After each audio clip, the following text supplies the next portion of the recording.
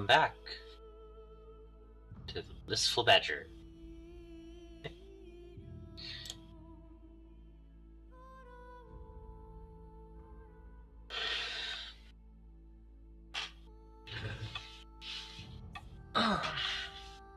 Let's see.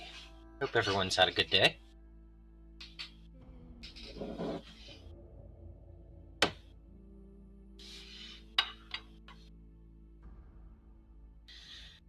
It's been a really relaxing day for me.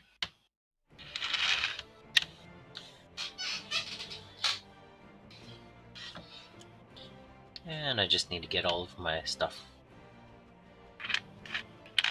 good so that I can paint up some stuff. Whoa, music. Alright. I want that in the background, not as the primary. So hopefully the audio is good. Let's see. So this next batch of clan rats, 20 strong, I have the first layer of flesh tone, fur tone, whatever, down, and I have the dirty brown clothing. So I figured I'd start with the metallics today. And I'd go from there. Let's see. I need a paintbrush.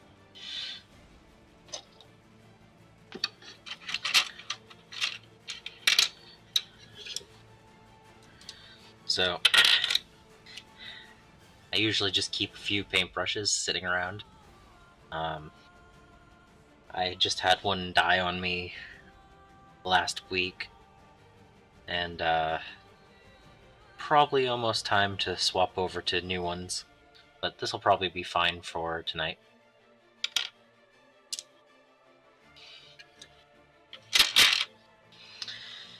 Synthetic brushes are not a lifelong thing, so I'm okay with them dying on me at some point.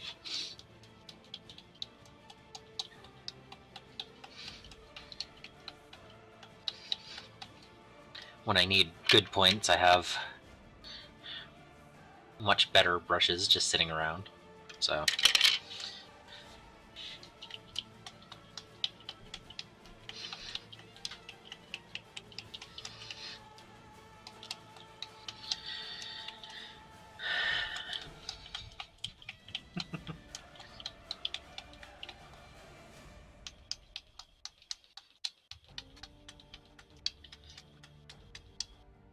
It's been a couple of weeks since I've used these two paints. So, oof. That lighting is still not great. I don't know what I can do to fix that, but...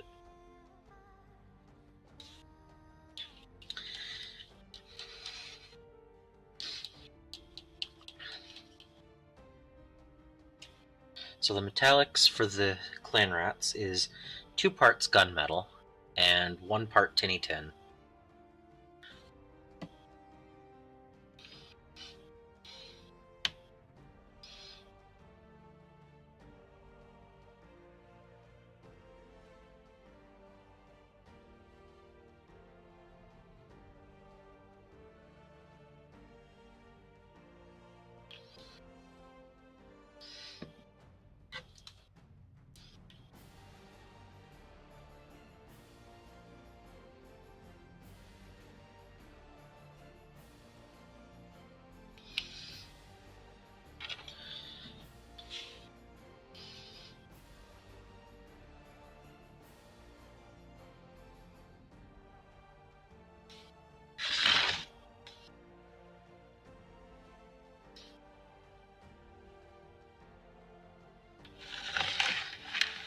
Just mixing it up on my wet palette.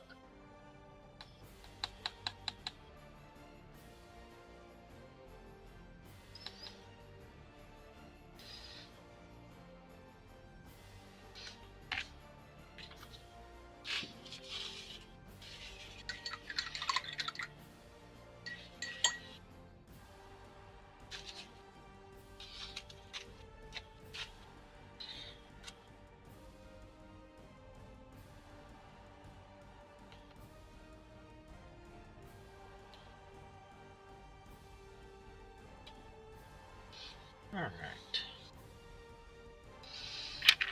And yeah, I still like using the skewers to hold them. If I put them on a base, well, one, I build and paint the bases separately on my clan rats, all of my Skaven. But if I did put them on a base, I wouldn't be able to get in the tighter areas as easily. So this gives me a little bit of leeway for angles. If the chair would pull in today, that would be good. But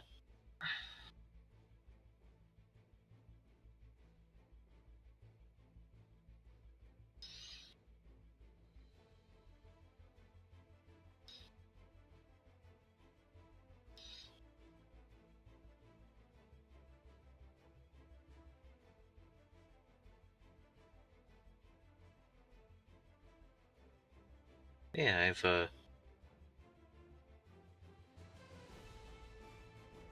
been trying to get some more painting in before the end of the year. I have a goal in mind, and these 20 rats would definitely help get me to that goal.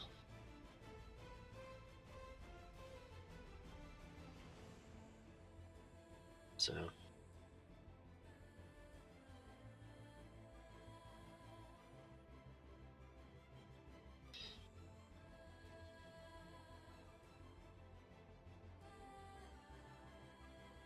I have 2 of the 10 layers that I need on these guys, so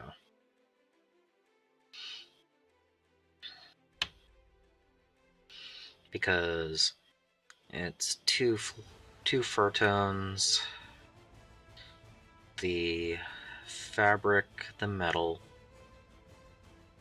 wood wood and then leather. That's 6.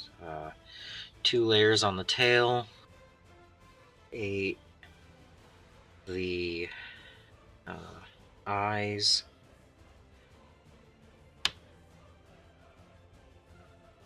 Yep. So 9 layers of paint on these guys. And this is layer 3.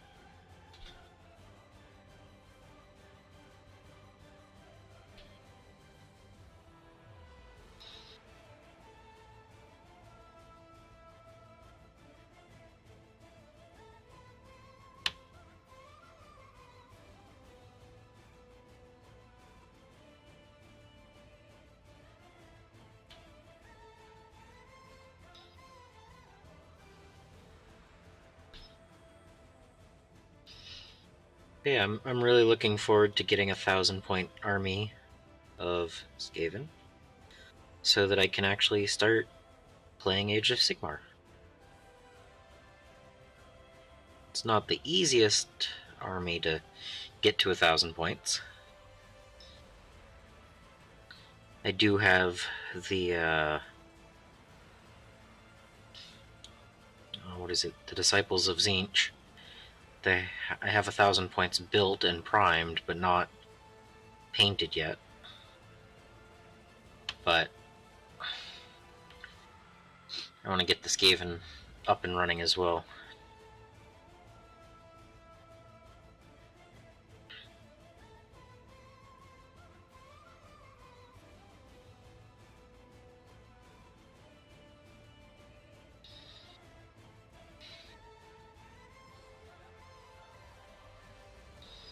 I like how this is a dirty steel color. It's got a little bit of copper tinny tin in there, and just overall it's a different color than most of the metallics that I do. It's a color unique to my Skaven, and I kind of like that. So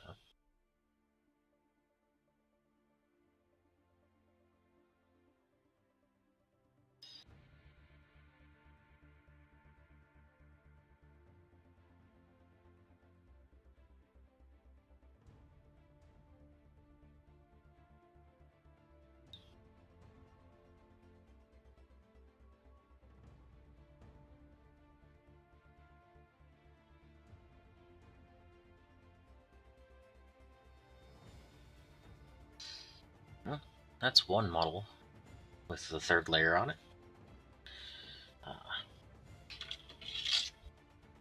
Hmm.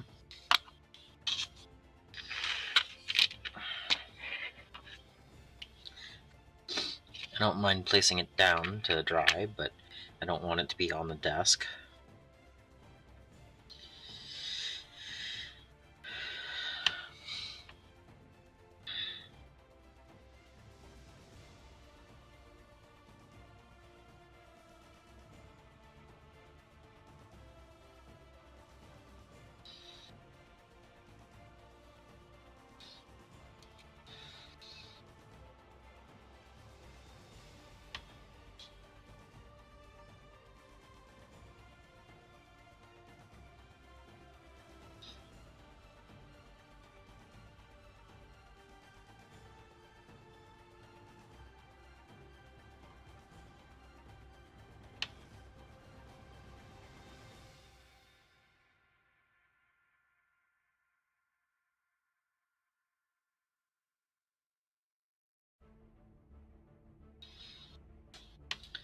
So this clan rat only has metal in the weapon. Or I guess I can do the little piece that's dangling right there.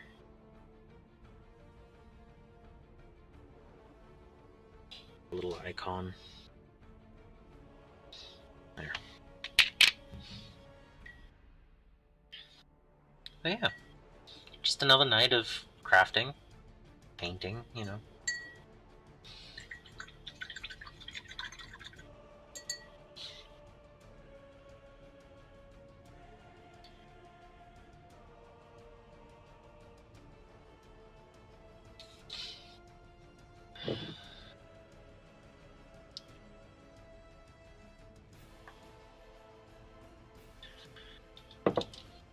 I don't think I'll get all of these guys done today, but this is a finished model with bad focus, of course. But like I don't even have the shields ready to be painted right now, so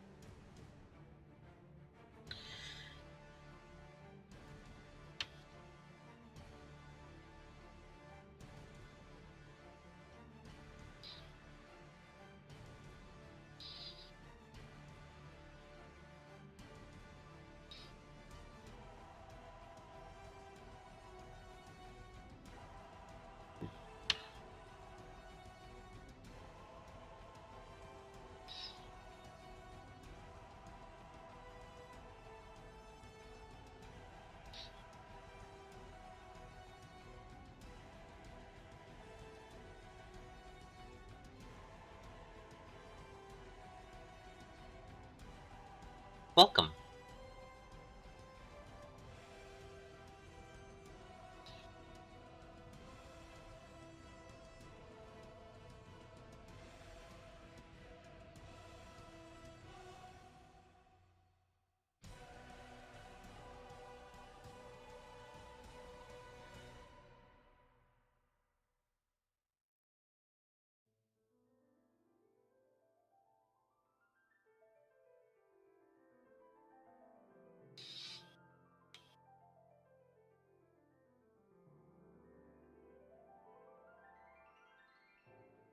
But yeah, if I can get the Skaven to 1,000 points, and maybe get the Disciples of Zinch to 1,000, I just need to find someone to play against, and I can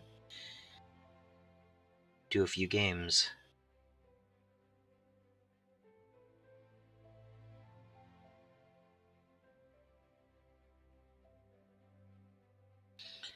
I know a few people in the area that have Age of Sigmar armies,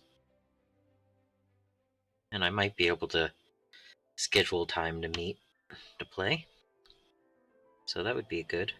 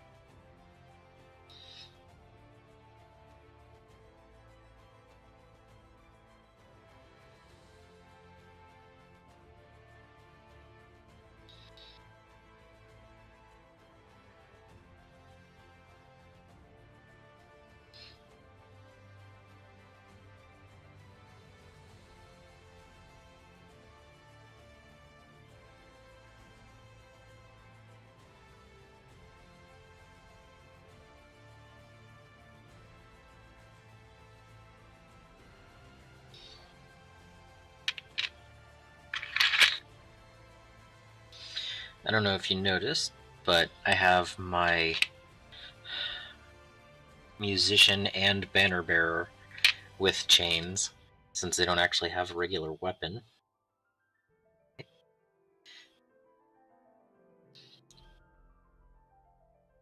Don't want the ones running away that you need to stay until the end, right?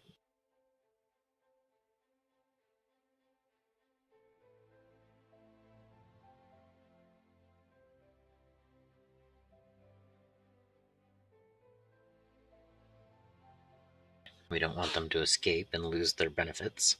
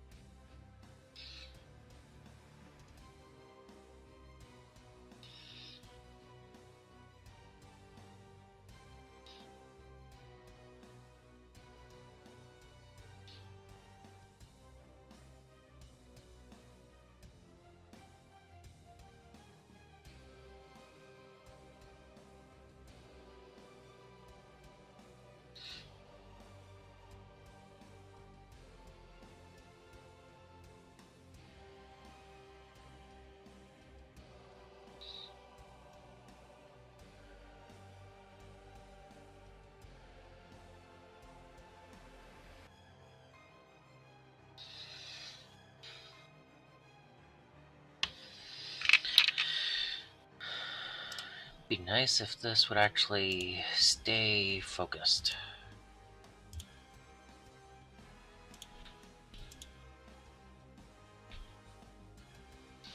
Let's see if I can get it to focus a little bit better.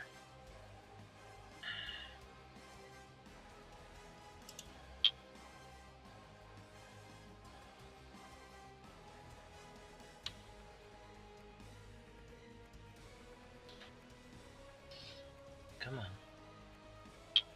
If I can get the focus roughly in the right spot.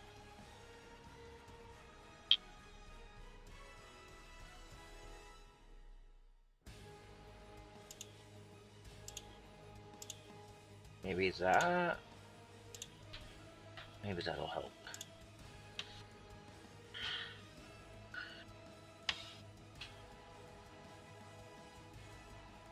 Slightly better.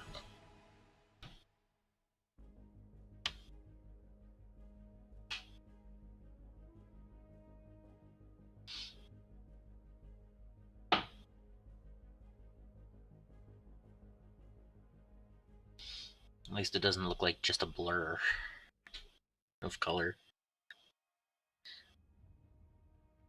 Some of the details are there.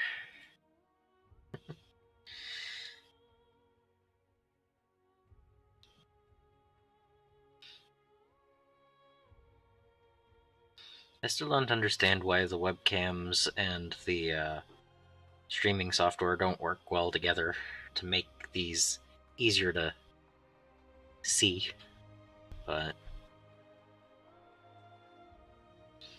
I mean, I guess this is like, 3/4 of an inch tall, so.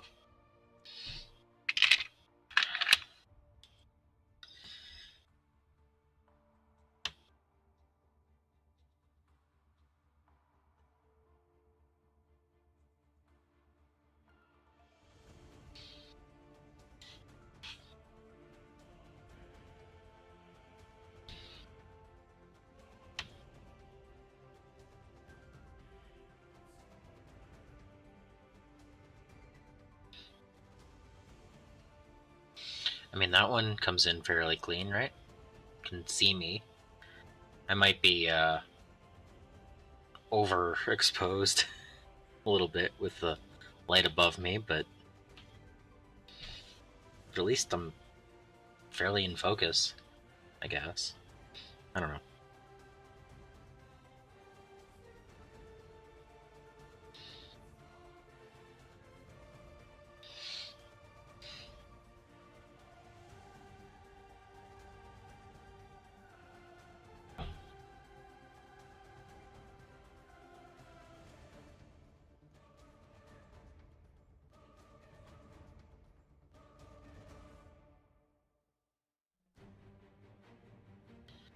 So I'm kind of like half painting and half dry brushing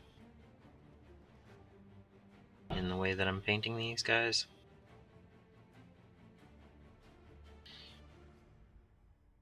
I don't know. What is going on above me?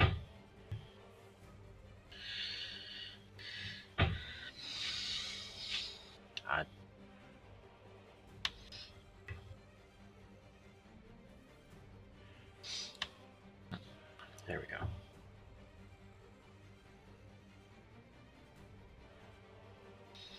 Focusing the camera doesn't help if I have the model off the camera's view, but...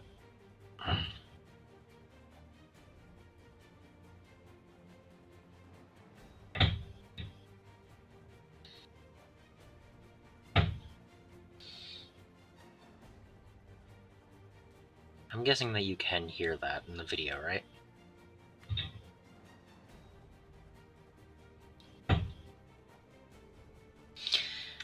Yep, so I don't know what that is.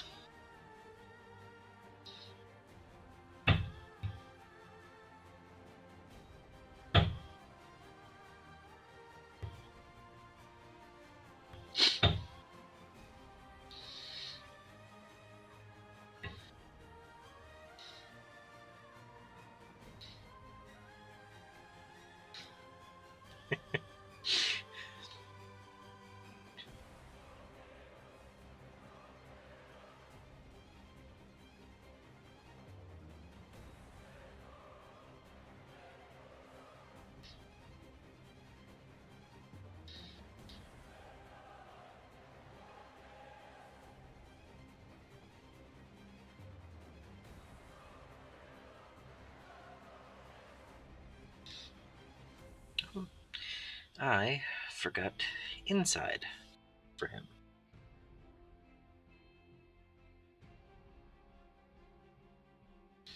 I guess since I haven't put him down yet, it's not a forget, just I haven't gotten to it yet.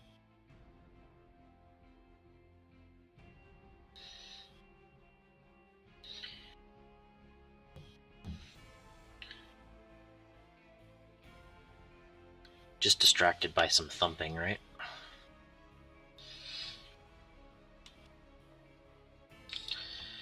Okay, the focus doesn't seem to be good anymore.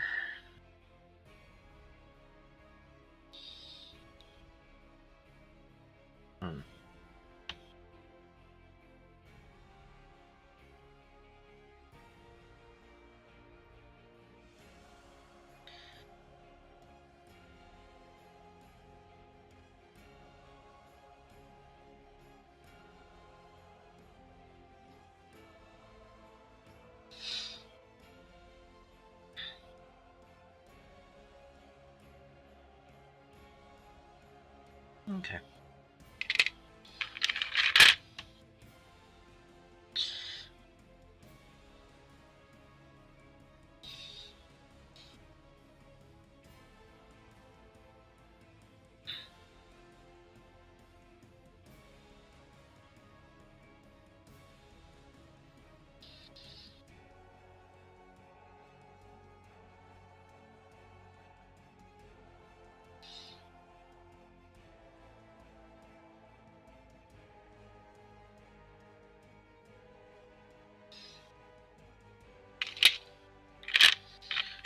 I love how some of these guys have 0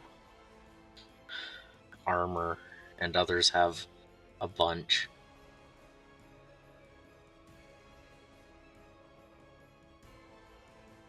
The mismatch definitely looks about right for little 5-point models.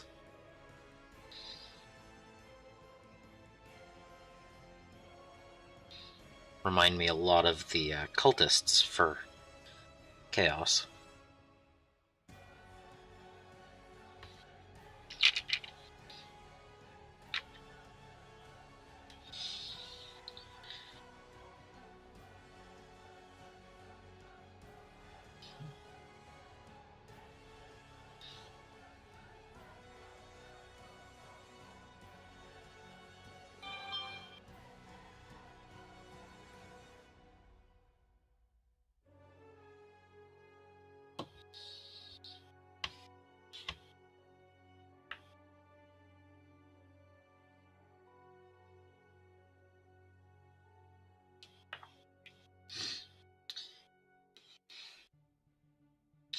I wanted to check that just in case it had to do with the thumping upstairs, so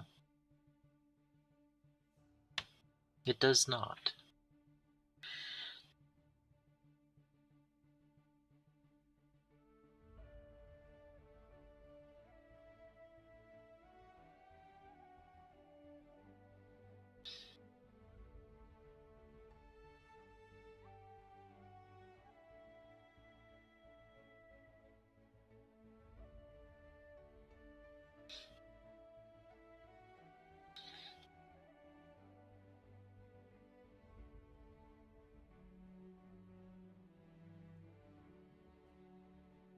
Yeah, this brush has definitely seen better days.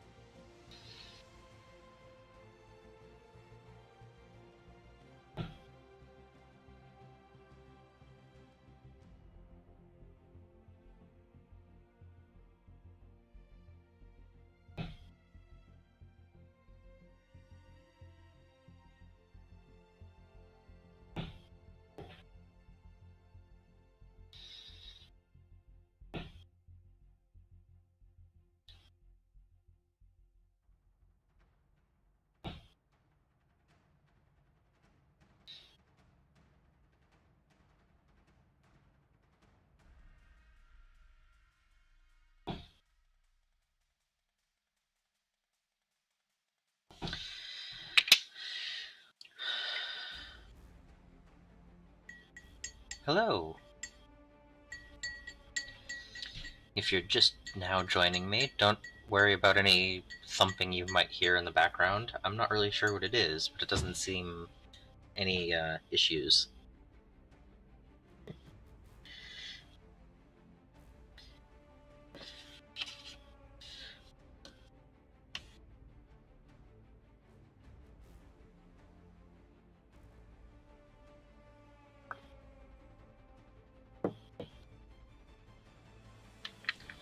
And yeah, I'm just painting up some of my clan rats.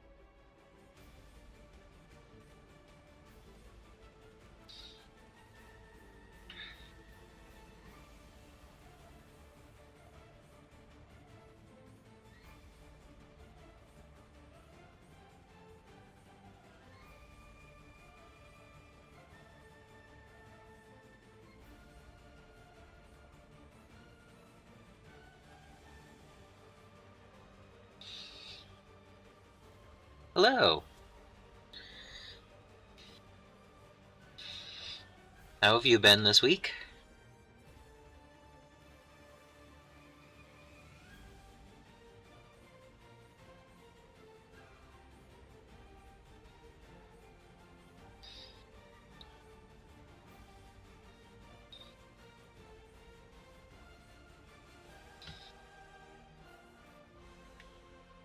Yeah, rats. I have a couple of goals for the end of the year, and one of them is get 1,000 points of Skaven built and painted. I would like to be able to play Age of Sigmar at some point next year, early on. So that means one of my armies has to be 1,000 points, and this is the one I chose as a priority.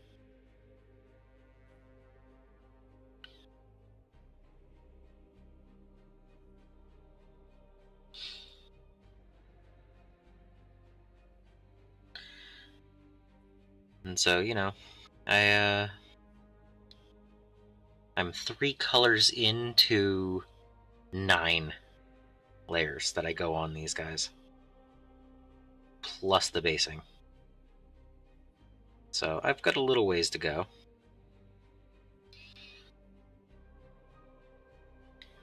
And I do only have 20 clan rats. Yeah, I think when I get these 20 done, I'll have maybe 500 points of Skaven done. So I still have a little ways to go, and just about 2 weeks to do it in. So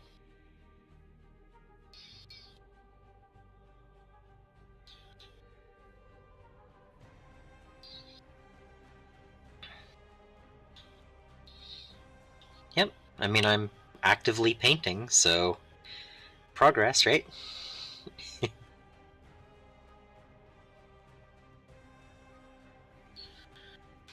Alright.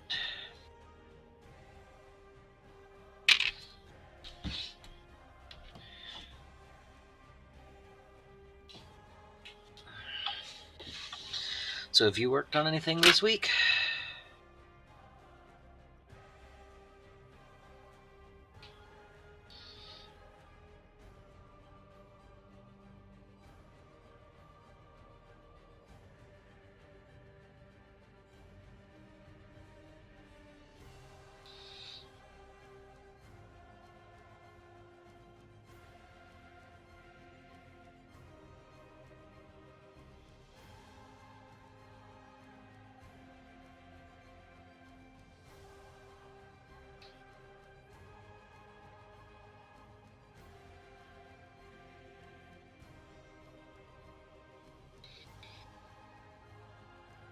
Man, this one only has a couple of spikes for metal.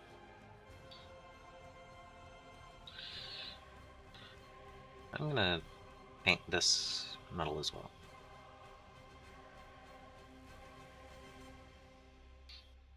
Don't know if it's supposed to be, but it looks like it could be.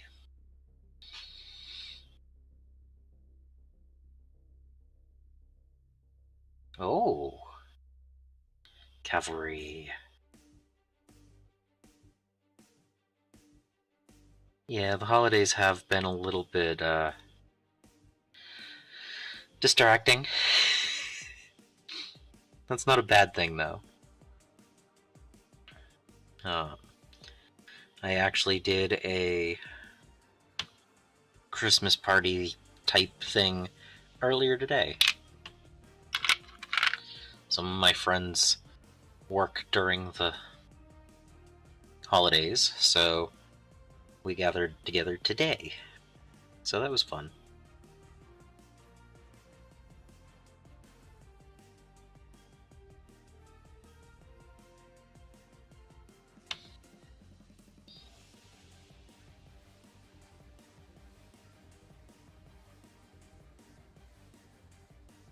Death metal. Nice. Nice. I like it.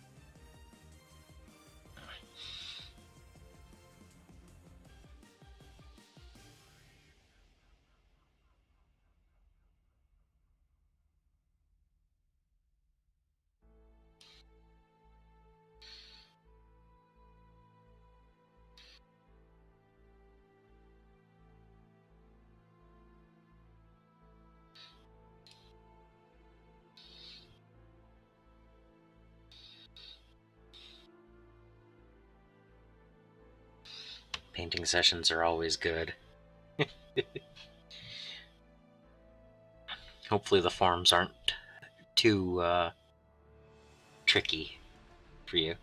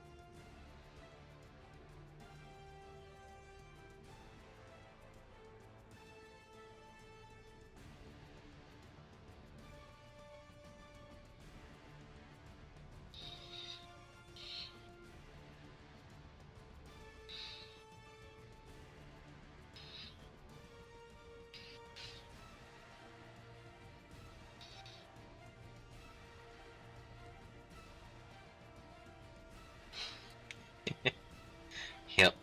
Hurry up and wait.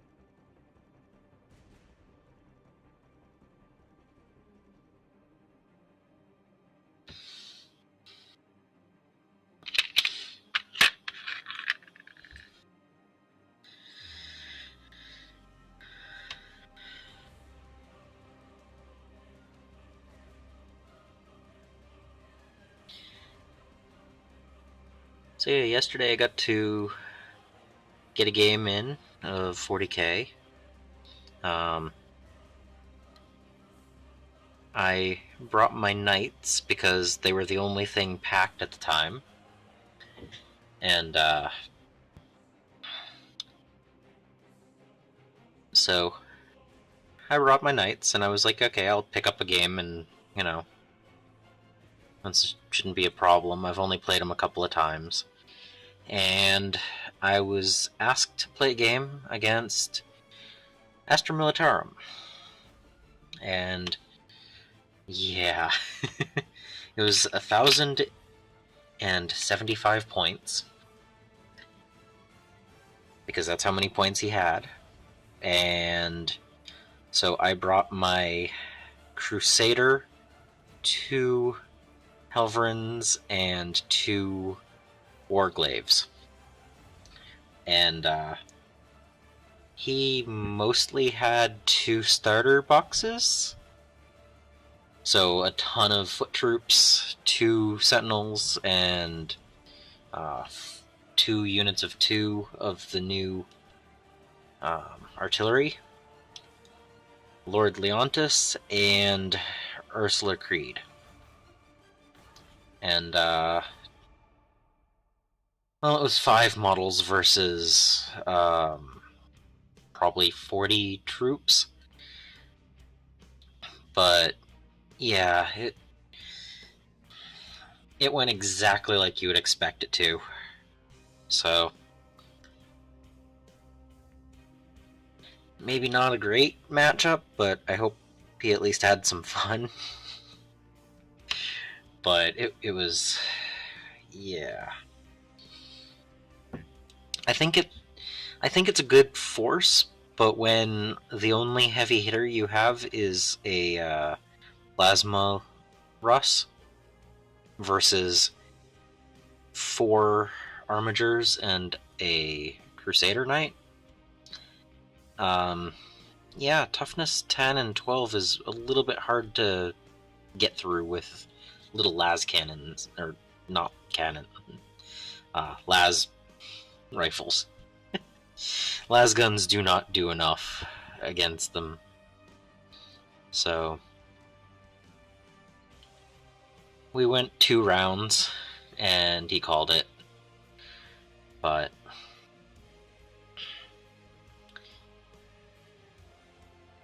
I mean, just the Knight Crusader.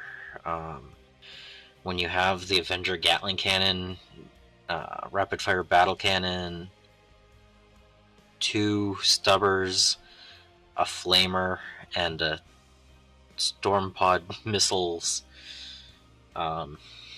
Just the one model is able to take out 2 to 3 units of guard in one shooting round.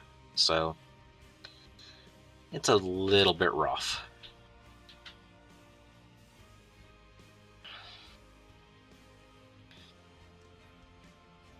So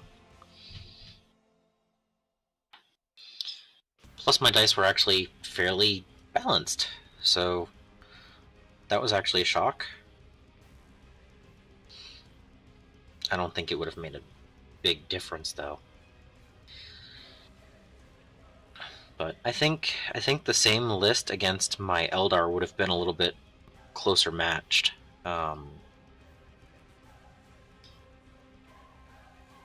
That list is more for taking out heavy targets. A lot of strength 12 and 14 and minor shots. So I think it was mostly just I had 5 targets and he had a ton of anti-infantry. So he probably would have done a lot better against my Eldar. It happens. But after the game, I helped build some terrain for the store. They had some MDF stuff sitting around for 3 months, and no one ever got around to building it, so after the game, I decided I'd help build. So they have another third of a table worth of terrain there. So yeah, I mean, it was just over 1,000 points, so he has plenty of room to grow it into a fairly balanced force at 2,000 points. But yeah, it was my first experience with MDF terrain, and it goes together pretty good once you have instructions. So it was a bunch of the what was it? I don't remember the exact brand, but I built an L ruin and 2 area terrain pieces and 4 shipping containers. That was pretty cool. By the end of the day, I didn't have time to build up the large ruins, but I said if I'm available next week, I might help do one of those after the game. So it's always cool getting more terrain.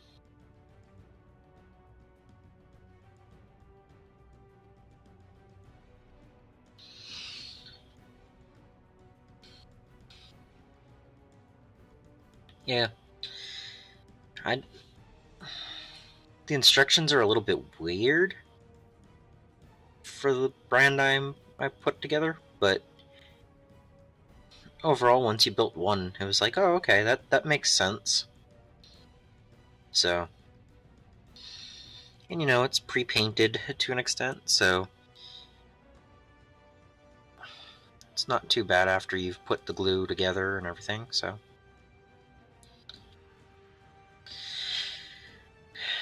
And the store has enough space for 8 games, going on at once. So we need enough terrain for 8 tables.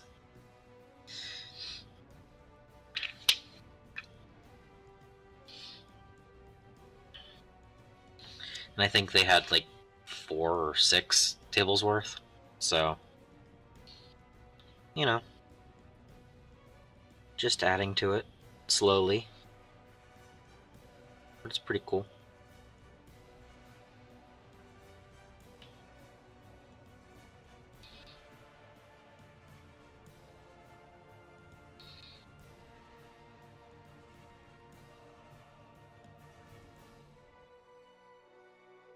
Just off to the side.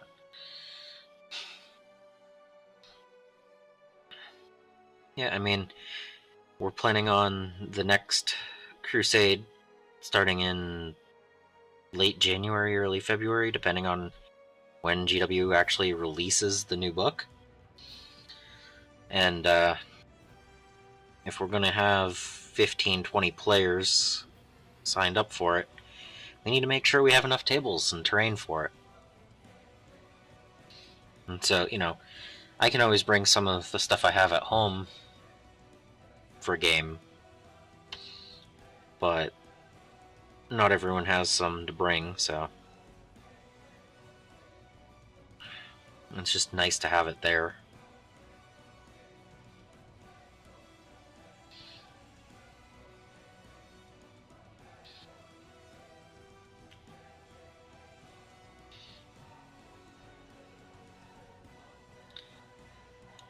The store owner was actually joking that pretty soon we'll need to get a couple more shelves to hold all of the stuff. So, we'll see.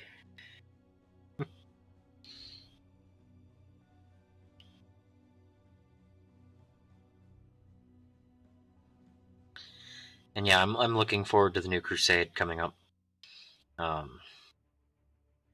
Hopefully my new force will do better than the Eldar did.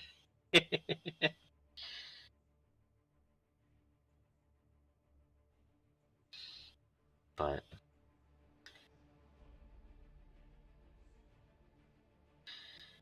if I build the list properly,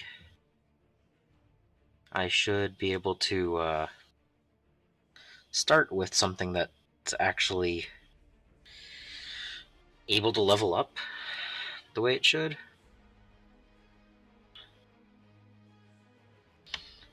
When I started the Eldar in the last Crusade, I was kind of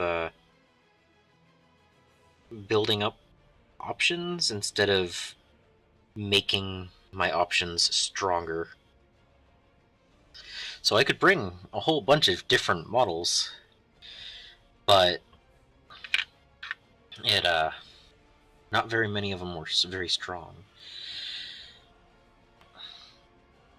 I do want to do some recap videos once it starts. Probably every, I don't know, maybe 2 to 4 weeks I'll do an update, depending on how the campaign is run.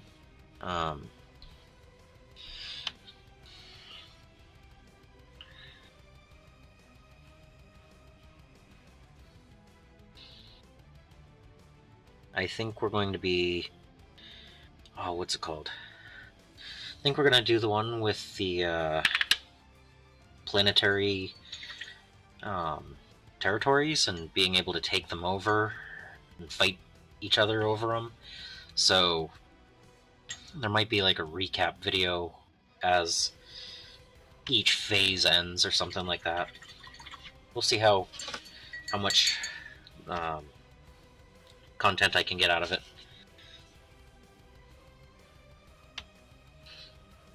I don't think the majority of people there mind if I record, or at least take pictures, but I want to make sure before I just start doing it.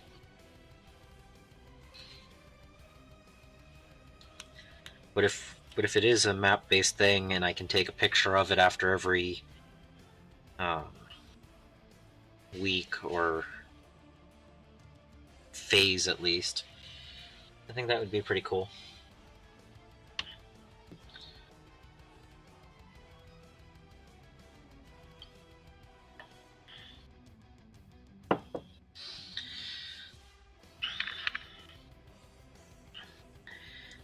And then I also want to get some actual games in recorded. I want to add that to some of the videos that I do in the next year. I don't know how frequently I'll be able to,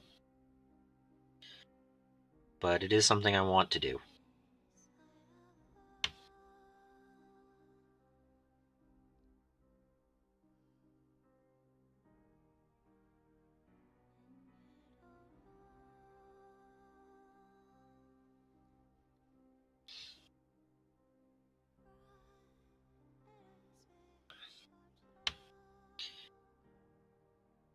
Because, I have a table right... of course the chair's right in the way right now. I do have a table back there. So once I figure out lighting and cameras over there and how I would actually edit it, I think it would be cool to do a few battle reports.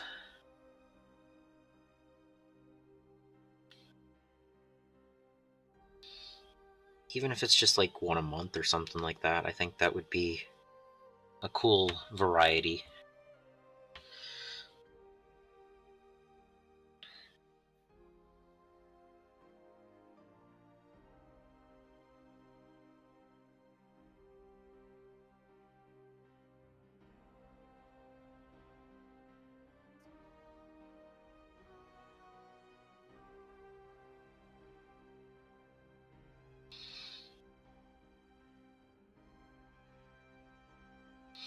But I want to have all painted terrain and models for it, so not something I have, I can't do it right this moment, but it's something I want to work on.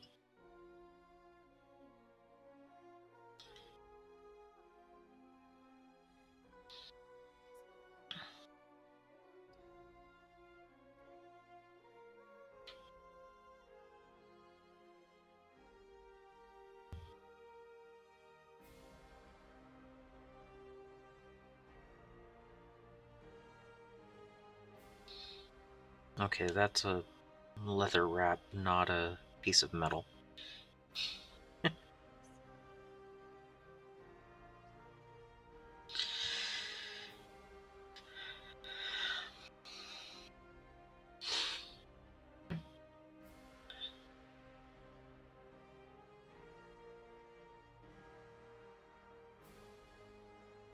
Yeah, there's so many different ways that I've seen battle reports done, and I've seen like an overview after each round, and I've seen play-by-play, and I've seen a raw footage type thing. I've seen videos where they're just holding a camera, or ones that are just fixed location. So I need to figure out what style I like, what my cameras can do properly, how much time I want to spend editing videos.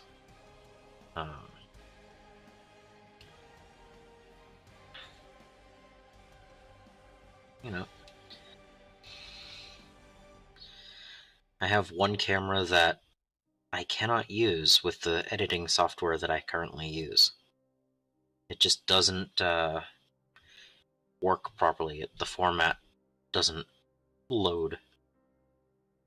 So that might be different editing software, or a different camera, or both. So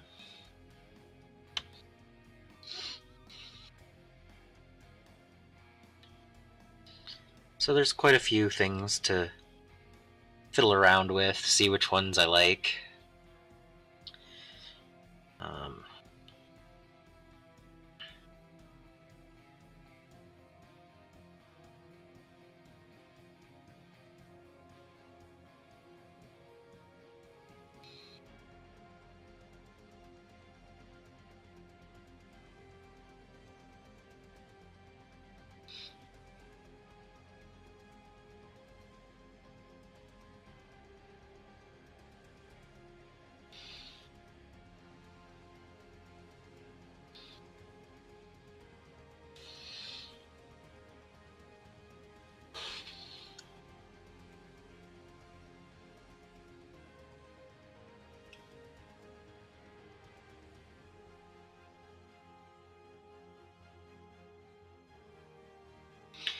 I actually find most of the battle reports that I watch these days, I like watching a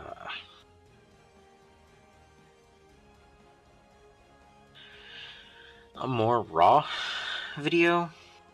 I like seeing the dice rolls happening.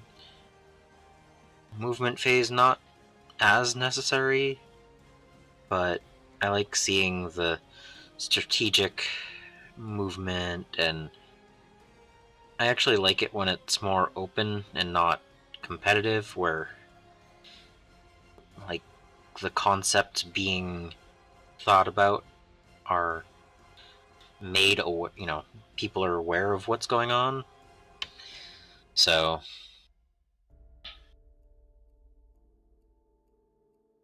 especially when you say what you're planning to happen and then things go horribly wrong, and so you can laugh along with the best laid plans and everything. So if I do battle reports, they're probably not going to be extremely strong.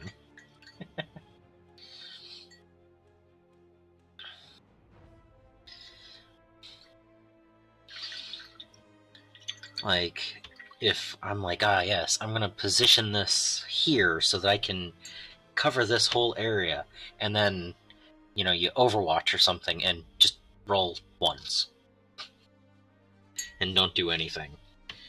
Or, sneak into the back lines, or, when you're talking right in front of the opponent and be like, haha, I'm going to maneuver here so that you can't get to this point, and then it's like, oh yeah, but I can just drop these guys right in and it's done.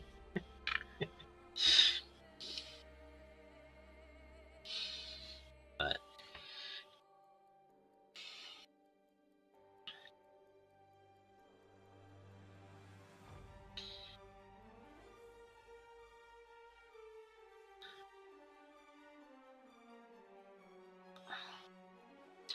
that and the dice are part of the narrative to the story. It's the luck.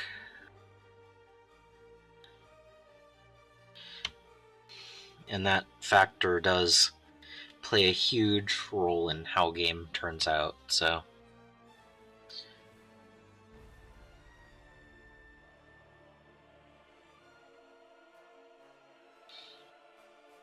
Hey, Stefan.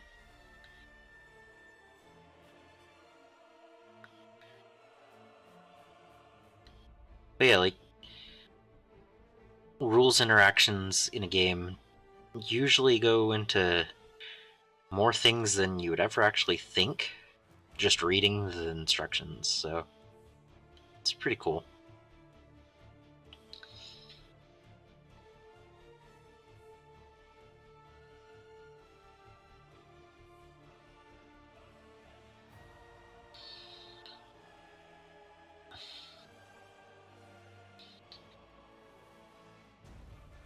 Yeah, I'm curious. I'll have to look those up at some point.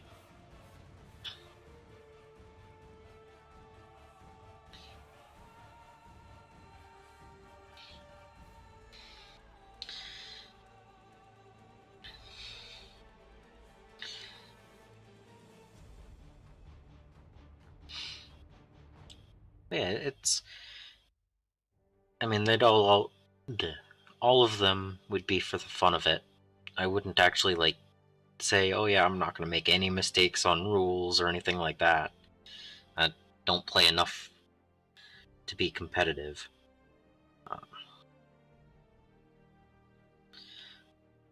But for a narrative, to have some fun, roll some dice,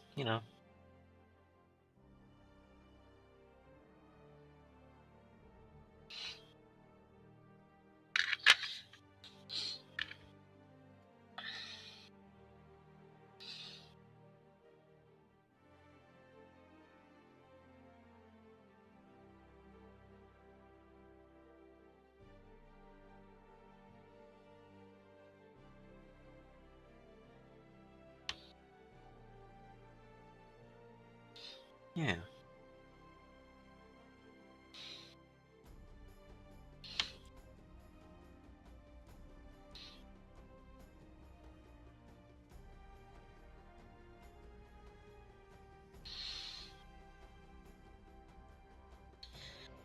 just a matter of getting enough people that want to actually record that with me. Whether it's just one person every now and then, or 2 or 3 people that I can talk into doing that, you know.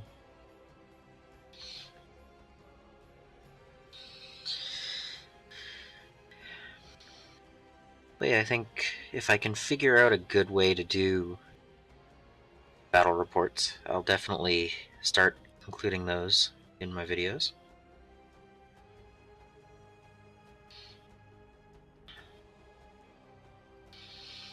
I did a few, post-round photo battle reports kind of a few months back, but they were kind of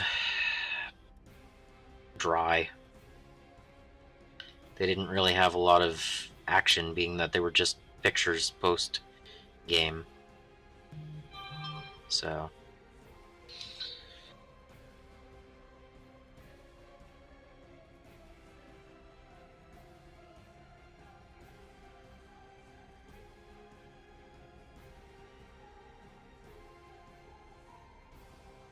yeah, I can see that.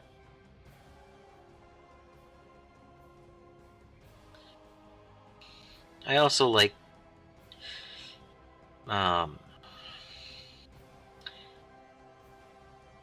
something I don't see very often already, and might be fun.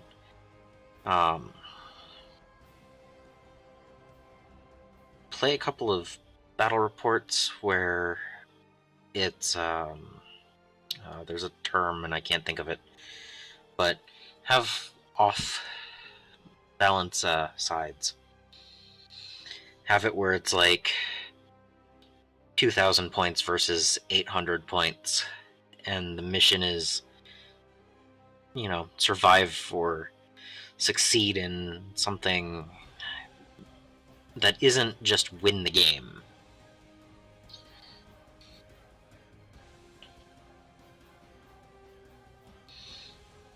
And I think that kind of thing would be pretty cool too.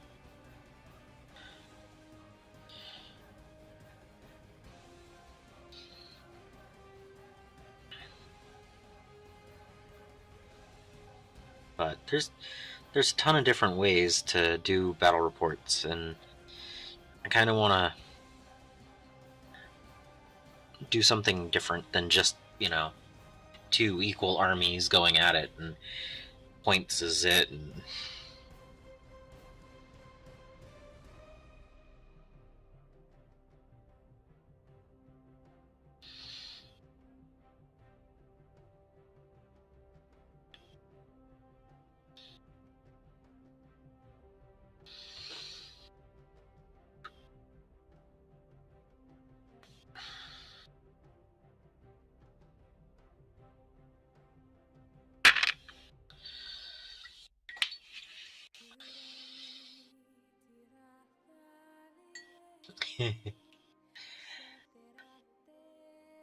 yeah, themed armies is really cool. Um, like, I'm just thinking, with current rules, an endless swarm of Tyranids. I have nowhere near enough painted, but I have at least 300 little Gribblies, Termagants, and Hormagaunts, and Gene Stealers, and Gargoyles. I have at least 300. And if they just keep on spawning and swarming and spawning and swarming, might be interesting to, like... Oh, another paintbrush just bit it. I was just wiping it off, and it just popped right out. Let's see if I can fix it.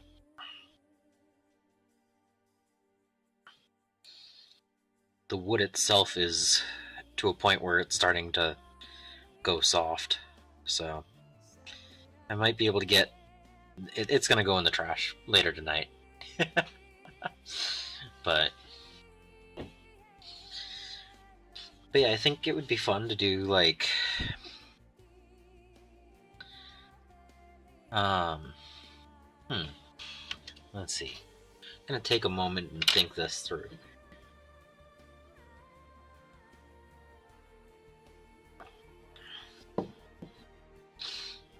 I think it would be fun to see like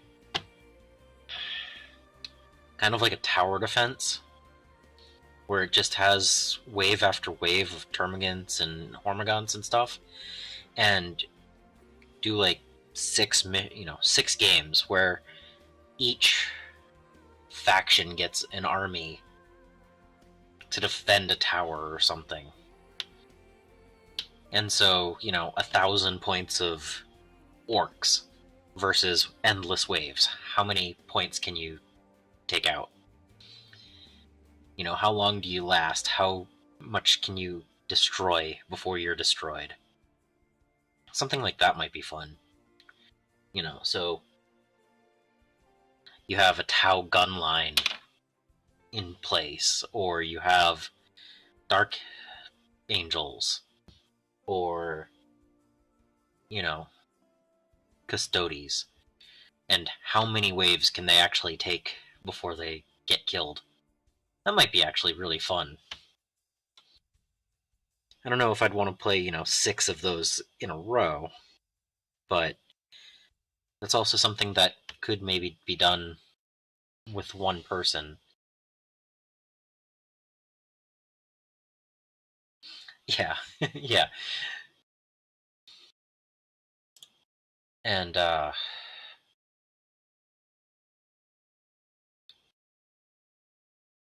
let's see. Oh, music just ended. Music? Where'd you go?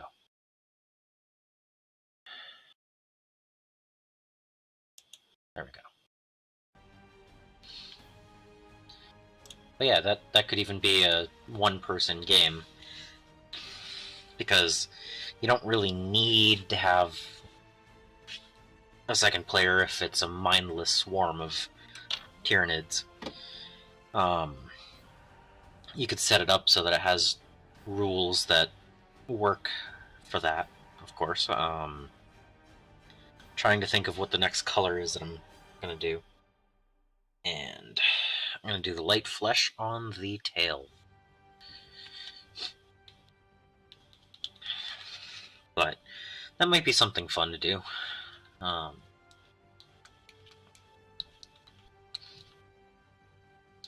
If there's no opponent, I think that would be a little bit slower, a little bit less interesting to watch multiple versions of it, but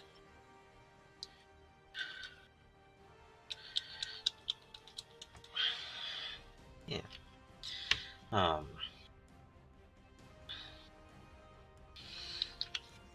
Alright, yeah. So, light flesh on the tail, and then I take... Let's see, where it is. Where is it? I do a light flesh / blood red mixture. Make it just a little bit pink. And then... After that, where is it? Where'd the pink go? I do a light wash of purple alchemy over that. And those colors together give me that pinkish purple color of tail. So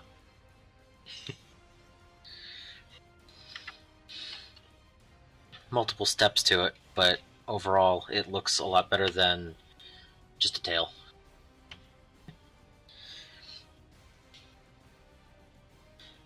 But yeah, something like that, where it's a tower defense, I think that would be fun too. I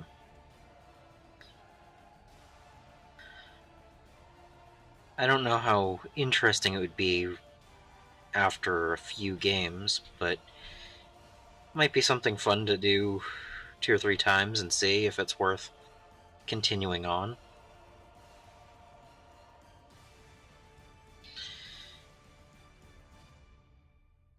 So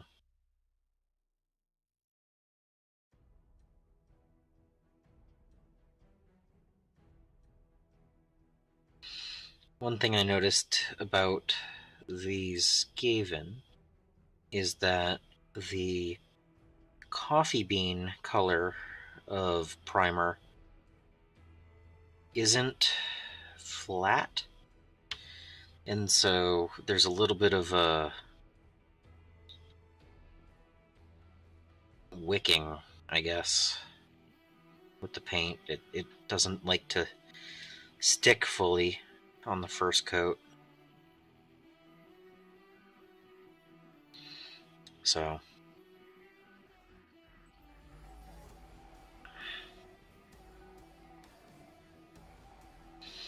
sometimes there's a little bit of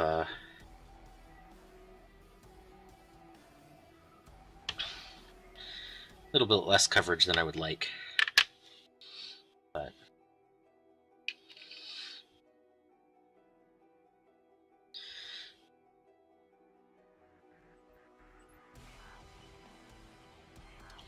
yeah, just stuff that's a little bit different, you know?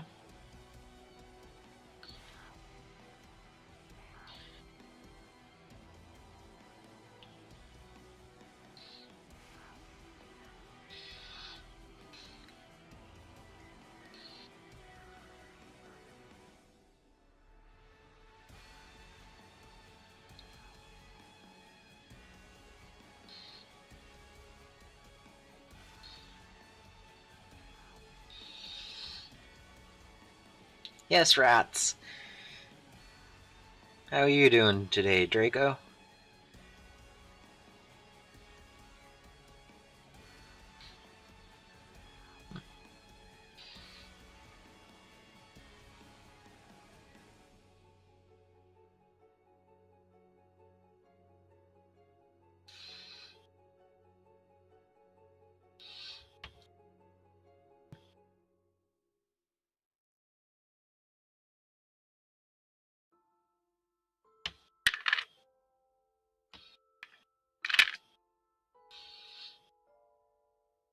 Thanks. Yeah, I'm trying to get at least 20 more clan rats done before the end of the year. And then if I can get a couple of the character rats done, or a screaming bell or something like that, I'd really like to hit 1,000 points of Skaven before the end of the year. So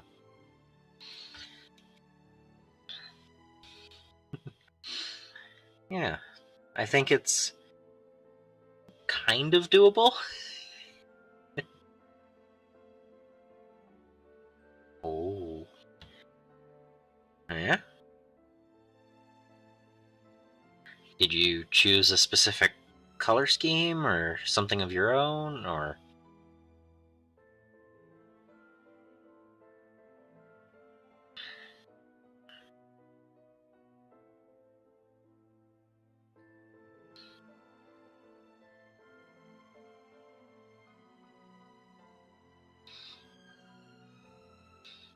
Okay, cool. Yeah, I have one. It's sitting over on the table behind me, and I'm like, oh no, I don't have an airbrush that's set up, and I'm gonna have to paint that by hand. Ooh. So, no, I'm not looking forward to that. Some of those angles are just oof.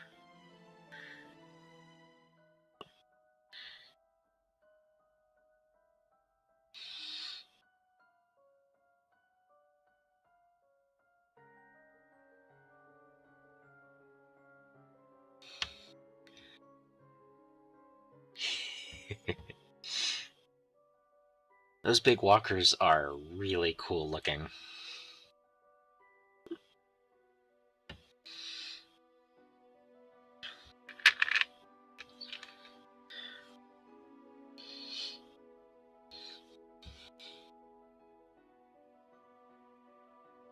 Oh, thanks, Draco.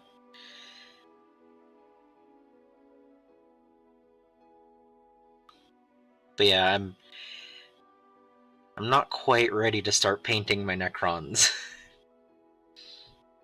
I know I have them as a project, and I think that's going to be my first of the new year. I think, you know, the new year, new army type of thing. I think the Necrons will be my first primary for the year. Um,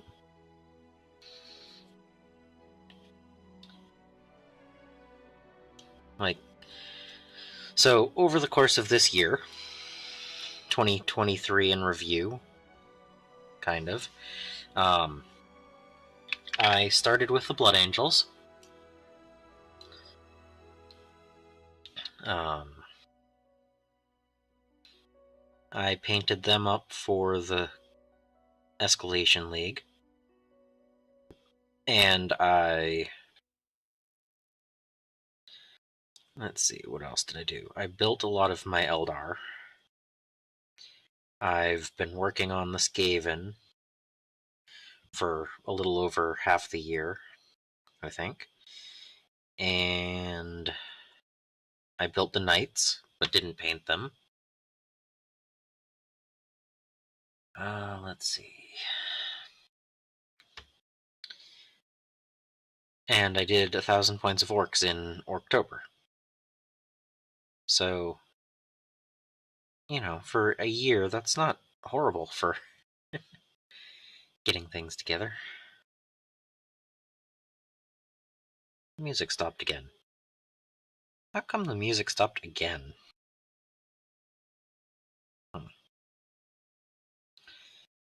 But yeah, so with those results for a year, I think I will start with the Necrons.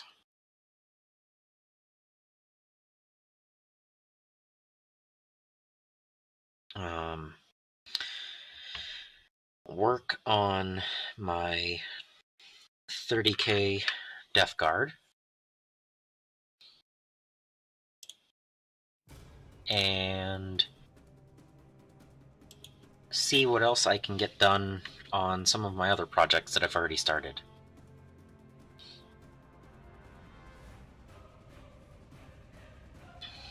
So I think that's going to be 2024 plans. Or at least the pre-game plans. Whether or not that actually all happens is up to next year and see how it goes, but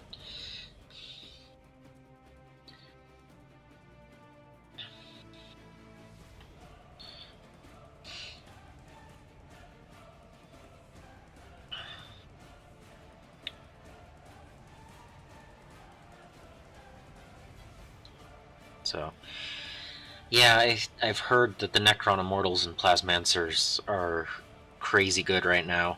I'm a little upset that Necron Warriors are not. I really like the idea of, you know, never-ending waves of reanimation, but I guess they need to sell the new, you know, the Immortals this 6-month period.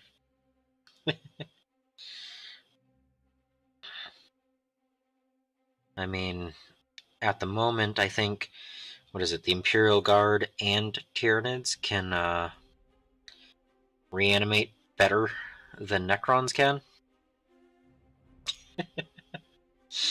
So that feels a little bit weird. But yeah, I don't have any Locust Heavy Destroyers, and I only have 5 Immortals. But I do plan on working a little bit harder on the Necrons next year.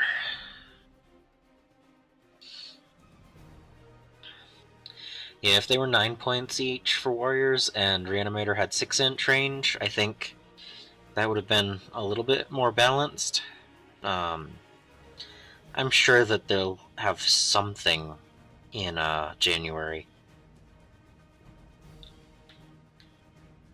I think it's just a matter of trying to sell as many um, Immortals as they can in the next month and a half.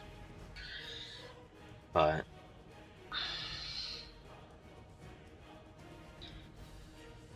and I'm sure the Wraiths are gonna be sold out until they get nerfed.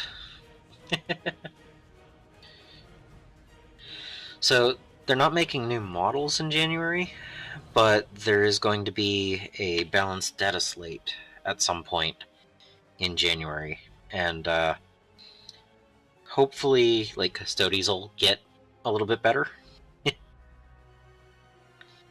because they nerfed their devastating wound mortals and didn't fix it, and but yeah, the balanced data slates usually change up a few things here and there for each army, and I think warriors will go down in points, or the reanimator will get the extra 3 inches, or something like that. I don't expect them to stay exactly the same as the Codex release. So, whatever the changes are, I'm not part of GW. I don't know what they're going to do, but I mean, other than the Tau with their Crisis Suit Turn 2 shenanigans, are they really that powerful? They just keep making them cheaper. Same with Chaos Marines, actually. Well, the Nurgle.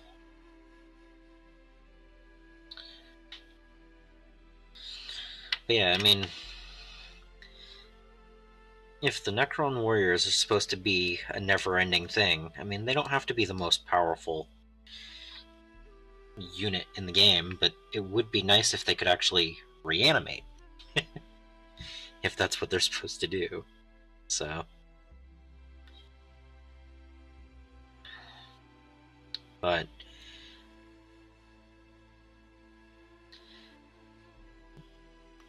I've seen enough different editions and balances and everything.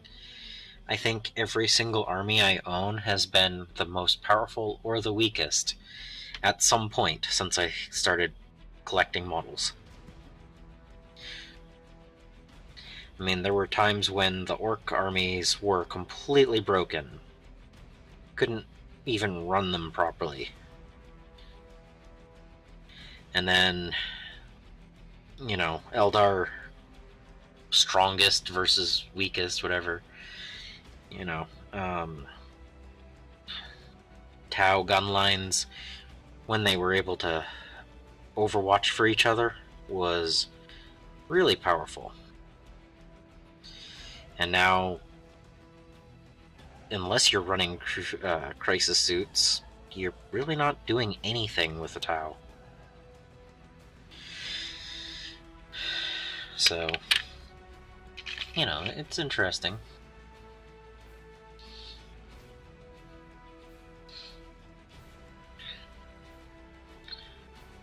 The basic Tau battle line is beating you? Ooh. Let's see. What's a good... Because I find that the Fire Warriors are pretty weak.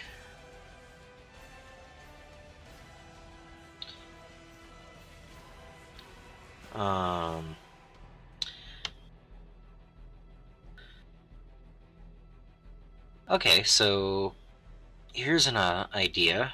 If I'm guessing that the Tau are being, led with the Fireblades and Ethereals and such. Breacher team, yeah.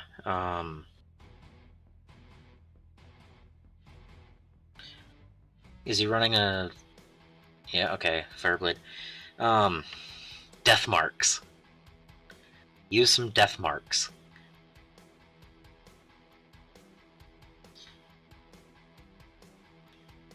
I don't know if they still have the ability to come in when they deep strike, but just death marks. Put them in the backfield, and if they drop in a unit, just target their characters, kill their characters. I haven't done it. I don't know if it'll work, but I'm just thinking of past options, and that might work.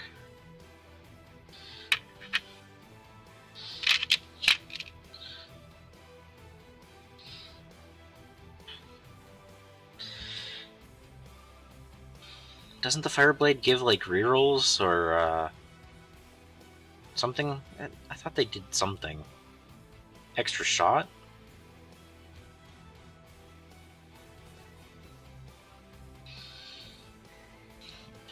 I haven't actually played my Tau since 3 weeks into the game, the 10th edition. I tried 3 different games with them, different lists, and did horribly all 3 times, so I actually got overwatched with what was it? I deep struck a unit of crisis suits and a leader, and I got overwatched by flash gits. And the flash gits killed more than half of my crisis suits on Overwatch. And then I shot back and killed 1 of the flash gits. So, early in 10th, flash gits were stronger than crisis suits. I also rolled 8 out of 8 failed 4-up invulns. That might be me, but but yeah, that was my game with the Tau. Also, the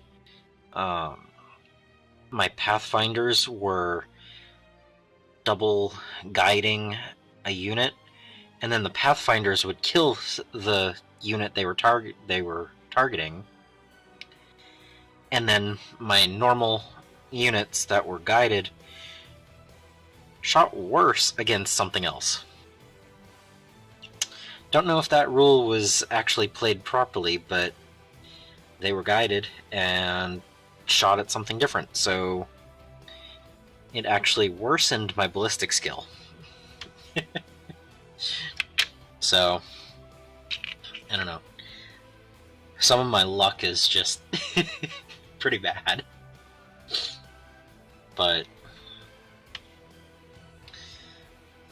yeah, I would say go after their characters if you can. Because otherwise, they're not that strong.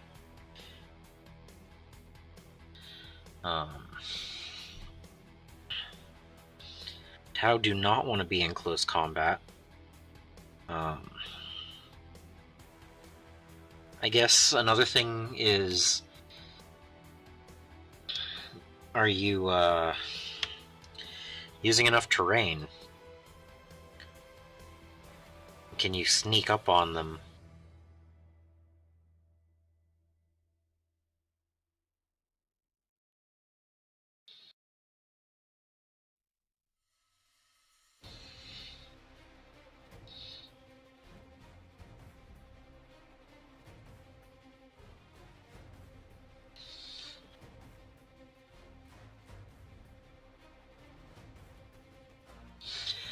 Well, I mean, Lichguard were really good not too long ago. I don't know if they're still pretty good or not. I know they lost the character blobs with the reanimating and stuff, but Scorpep blobs are only 200 points, 300 if you add a Lord. Someone at the game shop was using the teleport detachment, and they teleported a Scorpec blob with Lord, and they were taking out Lehman Russes like crazy. So maybe the Scorpec Lords? But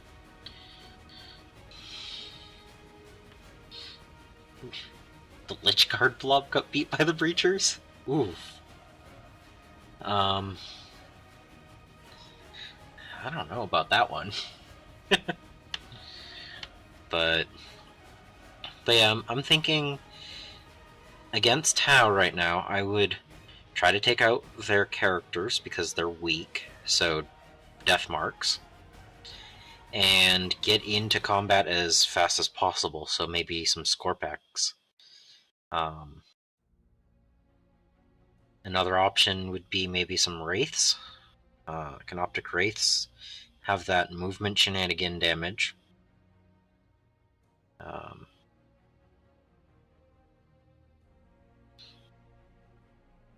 Those are my things that I would think about.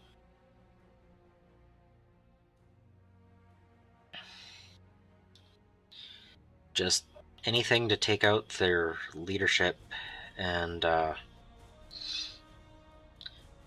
weaken their abilities, because getting rid of rerolls or extra attacks or stuff like that, they should all help. I would have done the same thing against my Eldar with the Spirit Seer in each of my Wraithguard blocks, because they get +1 ballistic skill, reanimate a model per your command phase, and give lethal hits. All of that from the Spirit Seer. So if you can kill the Spirit Seer, that blob is half as powerful. And, you know, he's just a little guy. So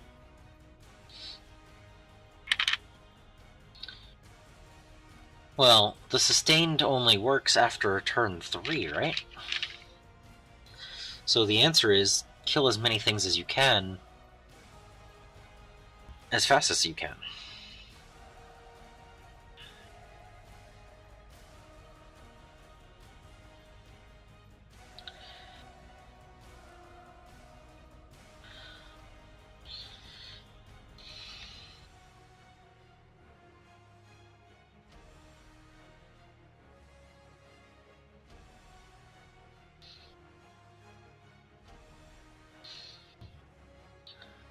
And yeah, +1 to hit.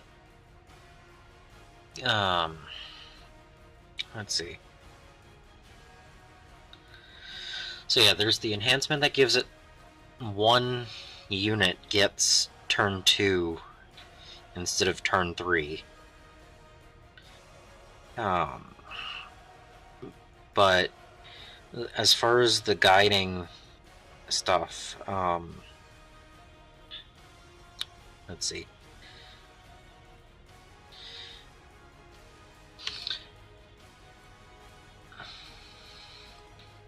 Yeah. Get him in there fast and hit him hard. Don't worry about multi-charging, even if you don't think you can kill everything. And multiple small units might be a good thing against the Tau, because if you have more units than they do, they can only give them the benefits for half as many units as they have. So just overwhelm them with numbers and attack as fast as possible. tie them up in combat as much as you can. Actually, thinking about it, if you just need to tie them up, what about 3 scarab swarms? They're fairly fast, they're not too expensive. Just get them in combat as fast as possible, then they can't shoot you.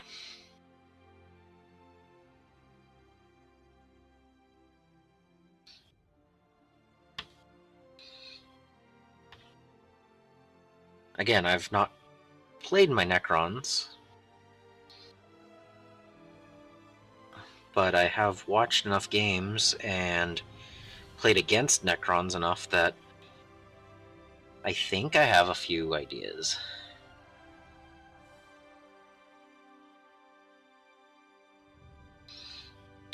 But I mean, the idea is to just, swarm them.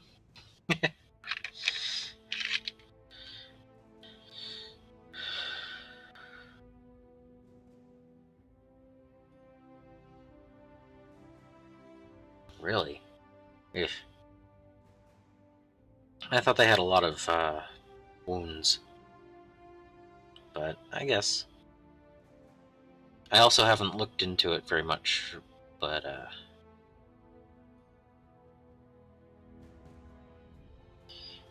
yeah, I mean, going after secondaries is also a good thing.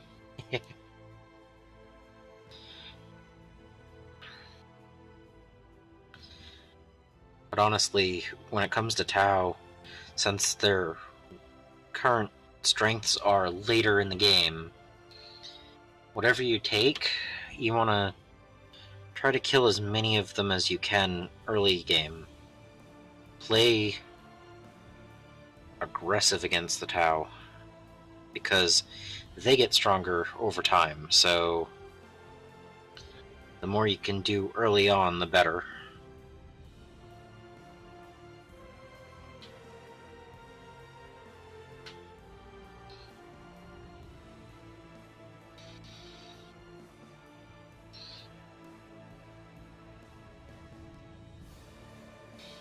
But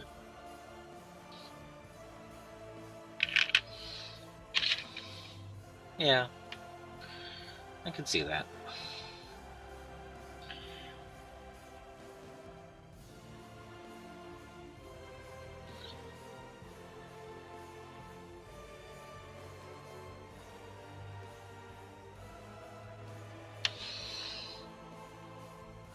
I'm just thinking, the Tau don't have any reanimations, so once you kill something, they're gone.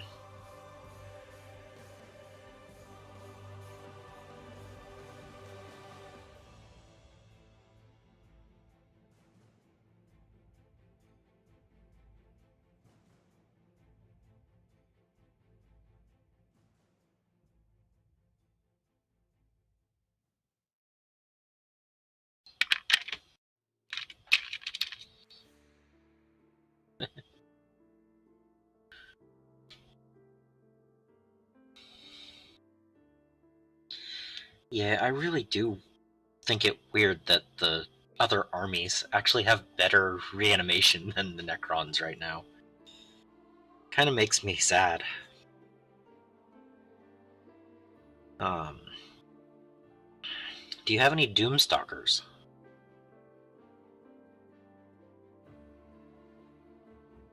Because having a invuln and a lot of wounds is pretty nice. I've had whole games where I can't take out one of my opponent's 2 Doomstalkers. Again, my dice rolls, but those invulns are pretty powerful.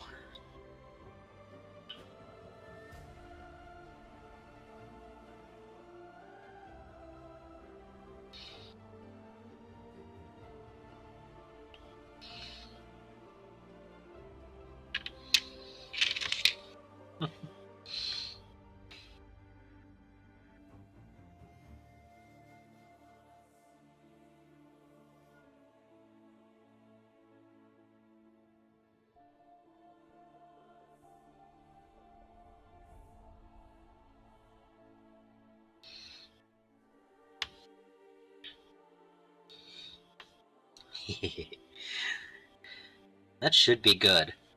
They're all long-range shooting and pretty powerful. Hard to kill on their own.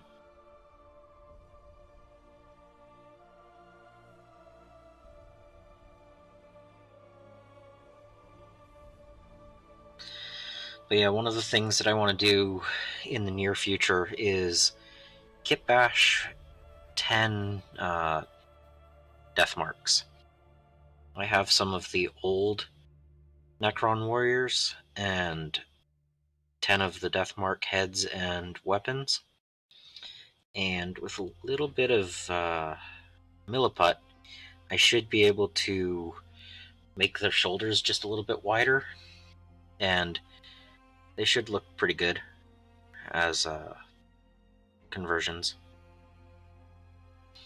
Because I like the idea of long-range sniping of characters. I think with characters being so important these days, being able to weaken or kill the characters, I think that'll be good. Yeah. I only have 10 of the old warriors, so I'm planning to just do the death marks. But I don't think the new warrior bodies really look that great for mortals, personally.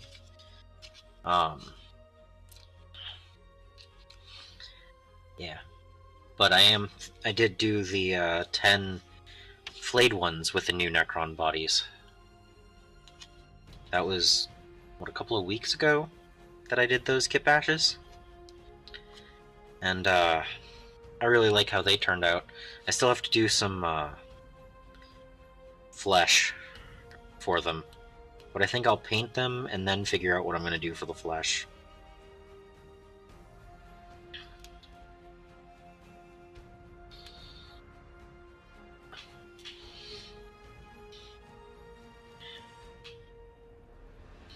Alright, that was the light flesh. So next is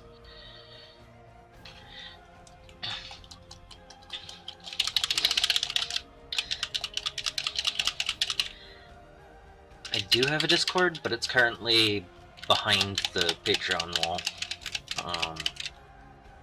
Just a matter of I haven't gotten around to changing that, so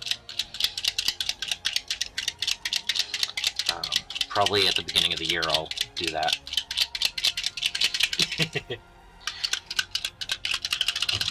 I do have a few extra warrior bodies, but they're the new ones. Something I might look into, but I don't know.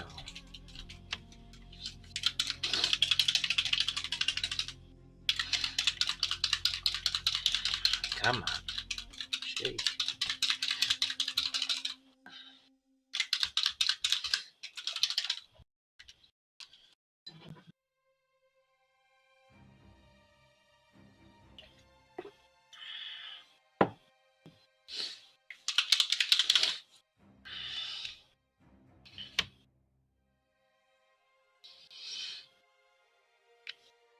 So this Army Painter Speed Paint Holy White is definitely a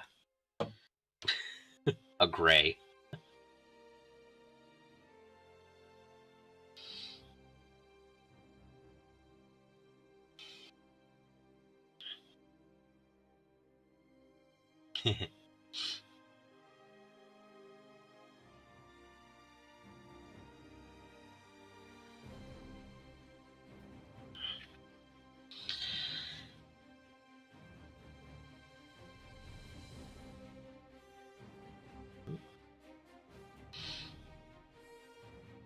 You didn't see that.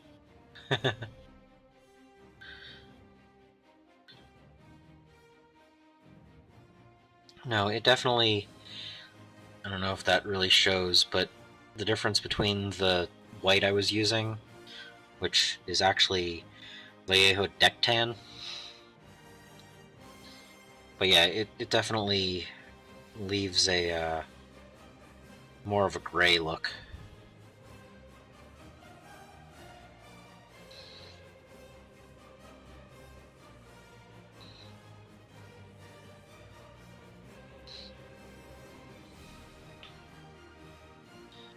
But I mean, it is for shading, so...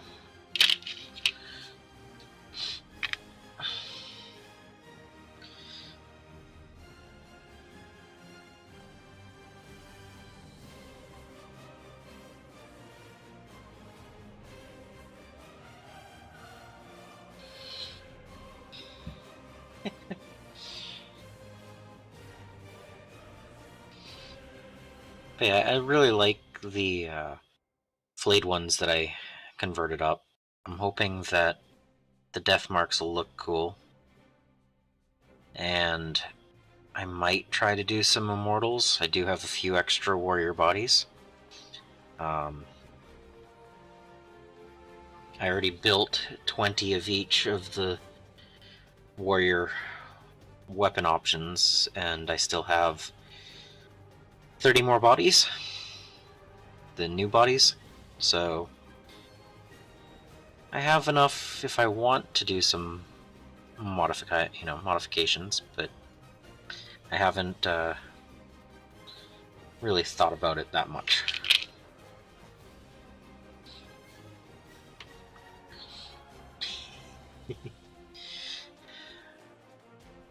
That's a cool idea. I got my Doomsday Arc secondhand, so I don't actually have those extra bodies. But that's a good idea.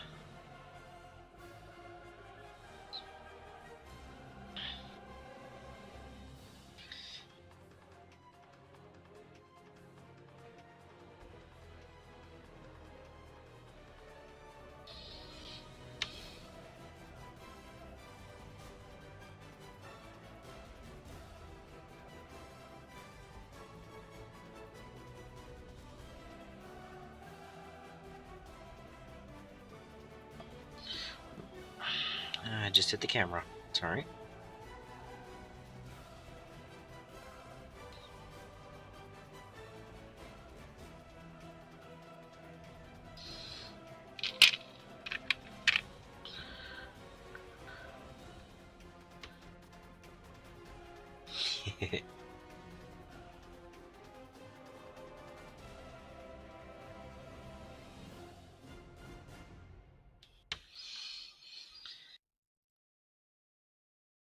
I also still have a spare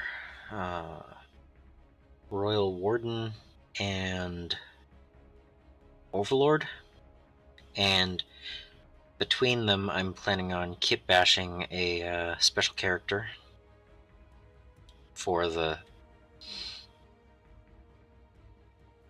sake of narrative purposes.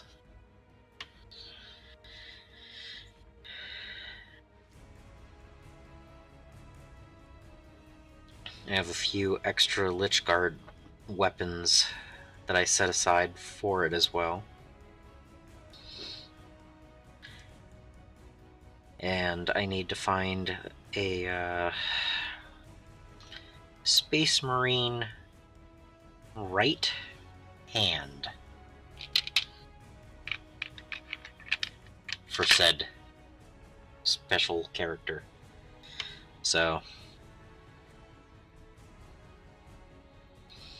there's a certain battle that happened around M930, or well, 930 M41, I think it was, that I want to represent on a model.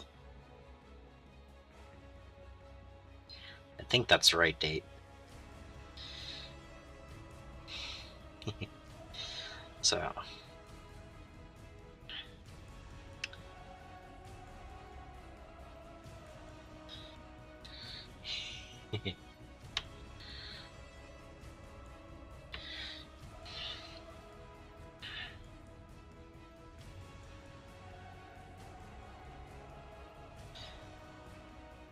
when I do that conversion for a video, I will definitely have the lore written down to that one.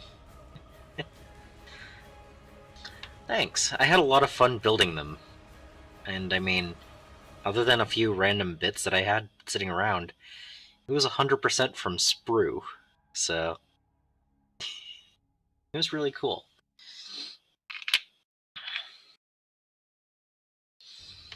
I have a few spare sets of those same designs in a box, so that if I ever want to build some more trucks, I have those. I also have a slightly larger set for Battle Wagon for the future. It's just so fun kit bashing stuff. Like, I have the only ones that are that way. They are unique. So.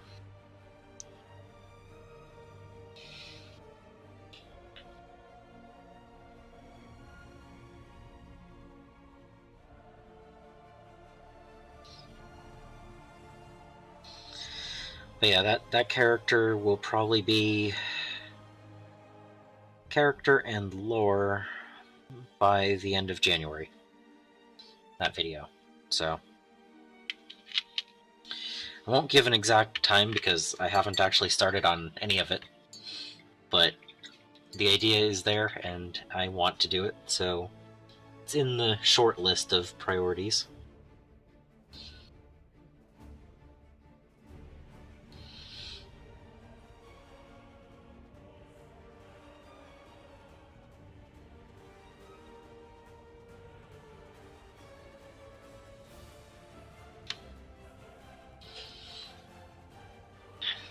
Yeah, there's a lot of models that are just slightly better than a normal troop, and they charge as much as a whole troop.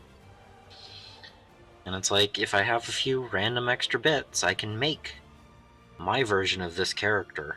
So it's like why I did the plague sensor bearers from some plague rats. It's like I had enough models and they came with those bits that I could convert them up, so might as well, right?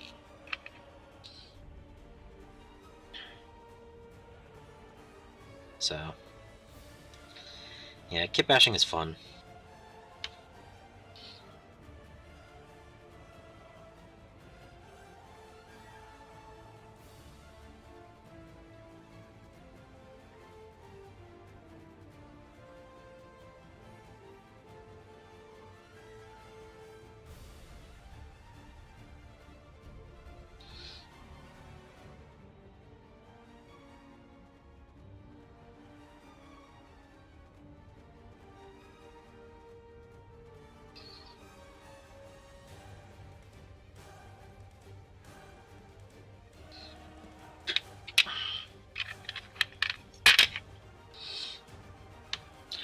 Yeah, hmm.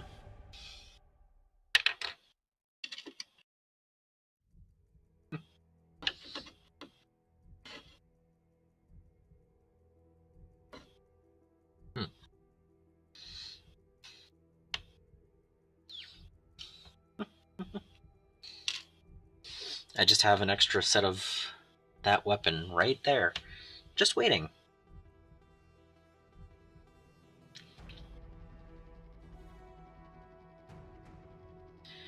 I set it out so I wouldn't forget where I put it. And I don't have a topper on it yet, but that's because I haven't decided which design I want. I have to read the lore again to make sure I have the right weapon look to it. Because honestly, I think the model that it represents doesn't even have the same weapon as what it says in the lore. So that'll be an interesting one.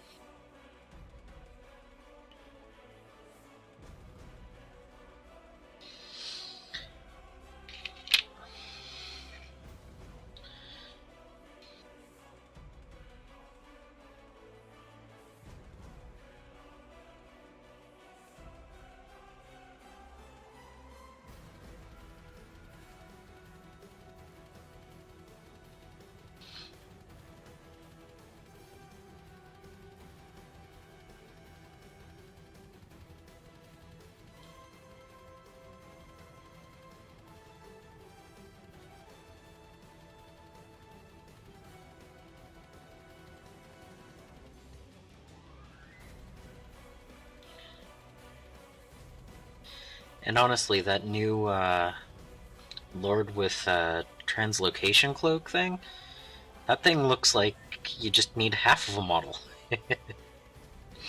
And a couple of cool little swirlies for, you know, probably, oh, what is it?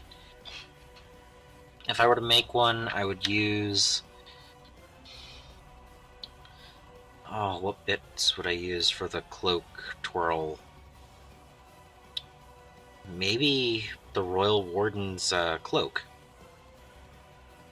Cut up the panel, you know, the pieces, and glue them in a different shape. Instead of just dangling, have them twirling around.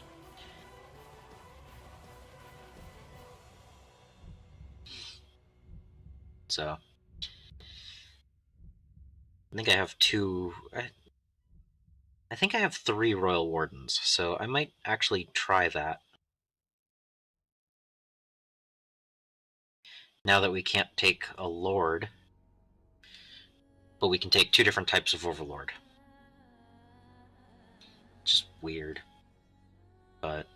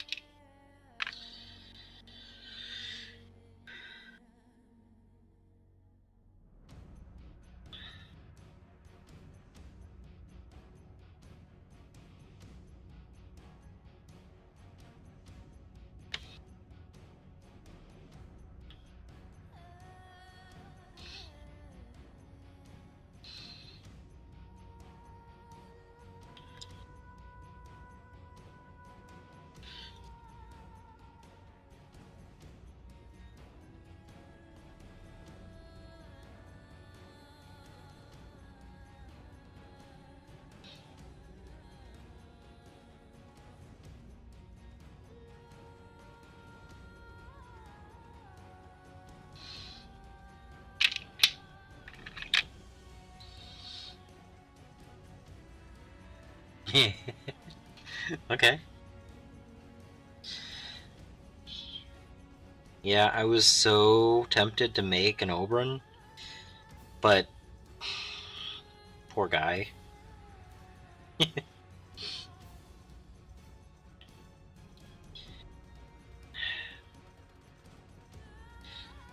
I might still kit bash one at some point, just for the sake of having a cool model.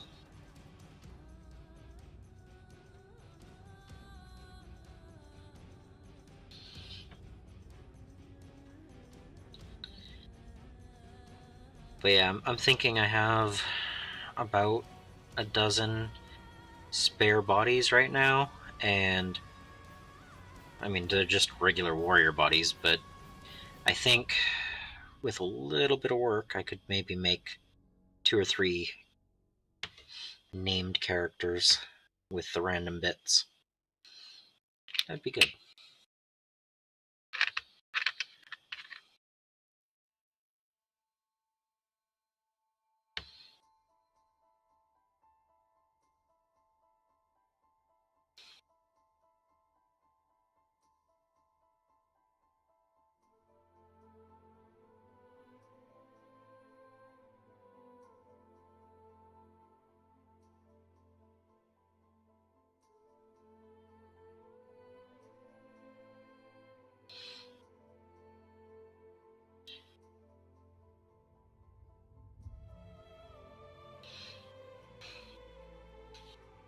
But yeah, I have so many kit bashes I have in mind, and it's just like, it's just a matter of getting the time to do them while painting up the other models. And like, I still want to make my custom Giselle rats, and uh,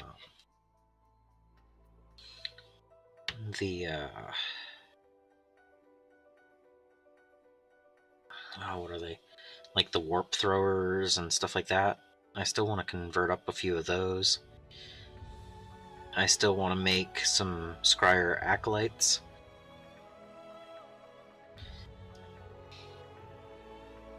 I have a few Necron models I'd like to kit bash.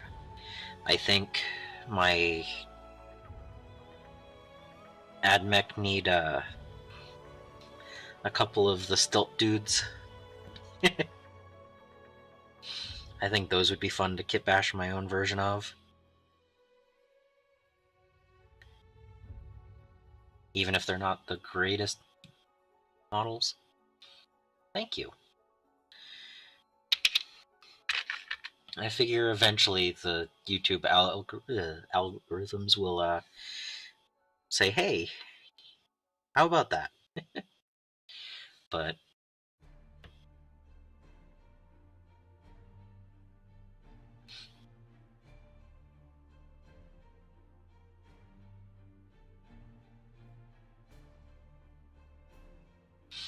I have fun doing what I'm doing, and I'm not planning on stopping just because the algorithm says, oh, we don't want to share him all over the place. You know, I'm going to continue working on making better videos and upgrading my equipment, and, you know, just going to continue on.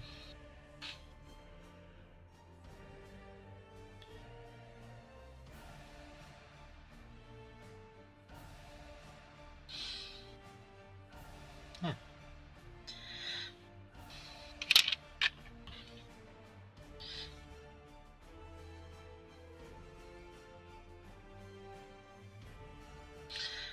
I am going to finish the gray on these and then call it for the night, though. But, you know, at some point I'd like to get to a point where I could maybe live stream more frequently. I actually enjoy the live streaming more than the videos. I would rather just do the videos live. But not everything is a good, you know, I can't just do right at the table. But, you know, some videos are better than live streams, and live stream is better than others for video, and yeah.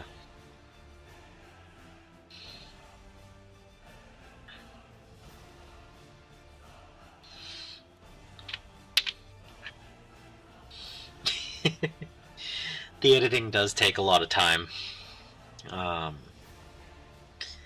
Some of my videos I take like 30 minutes of video and then spend 2 hours, 3 hours editing, and I don't know if it's just the editing software I'm using, but it's really hard to get rid of all of the pauses. I was watching someone else's video on editing, like they were editing in the background, and their audio shows where their gaps are, and mine doesn't. And I don't know if it's just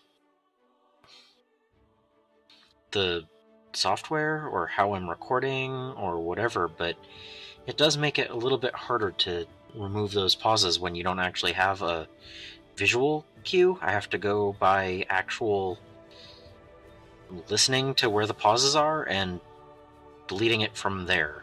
So I'm sure that's something that it's the software, and I do plan on trying out I do want to try out another editing software or two over the next year to see if it's part of that or if it's just, you know, something else. And I also want to try a different software on here. Because as you see what I'm using right now, there is another streaming software that a lot of people use, and I'm actually curious if that'll get rid of some of the overbright aspect, or if it's just my cameras that I use. Because when I take this camera, and I edit it for brightness, it drops it down to 8 frames per second. So I don't know if that's the camera's capability or if it's the broadcasting capability. So I have a few projects in mind over the next month or two where I want to try out a few different settings and softwares and see how they go. But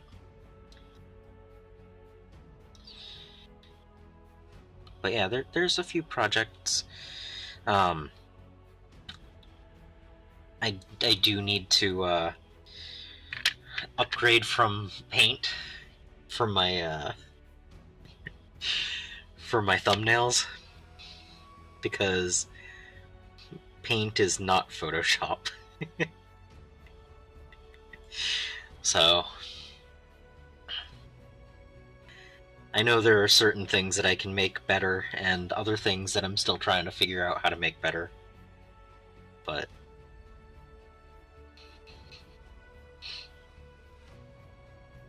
yeah.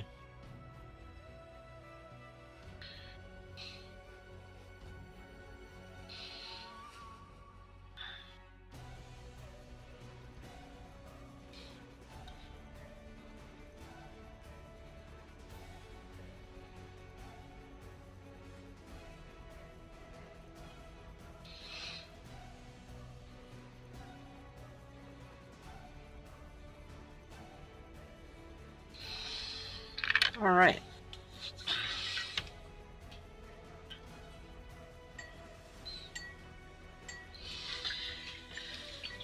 Yeah, I haven't. I'm thinking about Photoshop.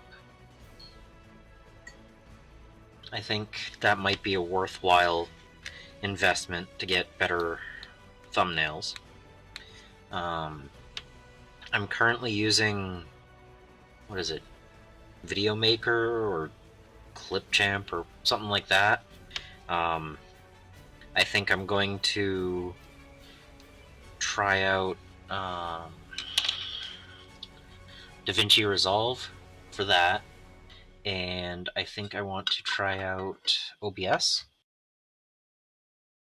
instead of XSplit. So those are all projects in and of themselves to learn something brand new. But I think all three provide more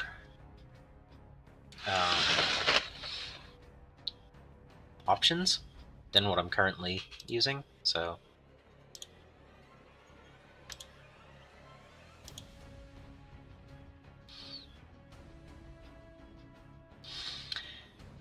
I don't plan on VTubing.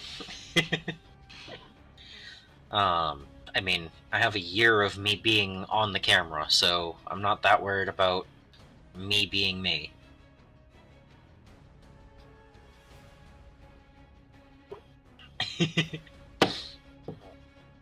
But I think if I ever did, it would be funny to have Little Badger. But but overall, I'm just a few things to think about and try out in the future. And if they don't work out, I don't mind going back to programs I already know. But it would be nice if I can make a better quality video, and eventually I would like to get a camera mounted higher up and zoomed in with better focus. Currently, if I want to swap out my camera to record at the desk, I actually use my phone, and it's not a great phone. It's just a Motorola, so, But I actually have to unmount this camera, and where is it? Mount this on here. So it's like 8 steps to get to recording the desk. So I'd love to have a permanent camera set up and just have it ready to go, and you know. But these are all things for the future. I'll make them better as I can, but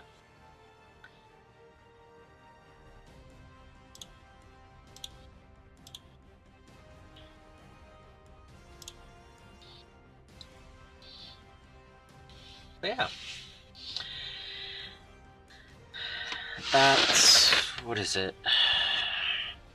1, 2, 3, 4. That is 5 out of the 9 layers I need to put down, I think.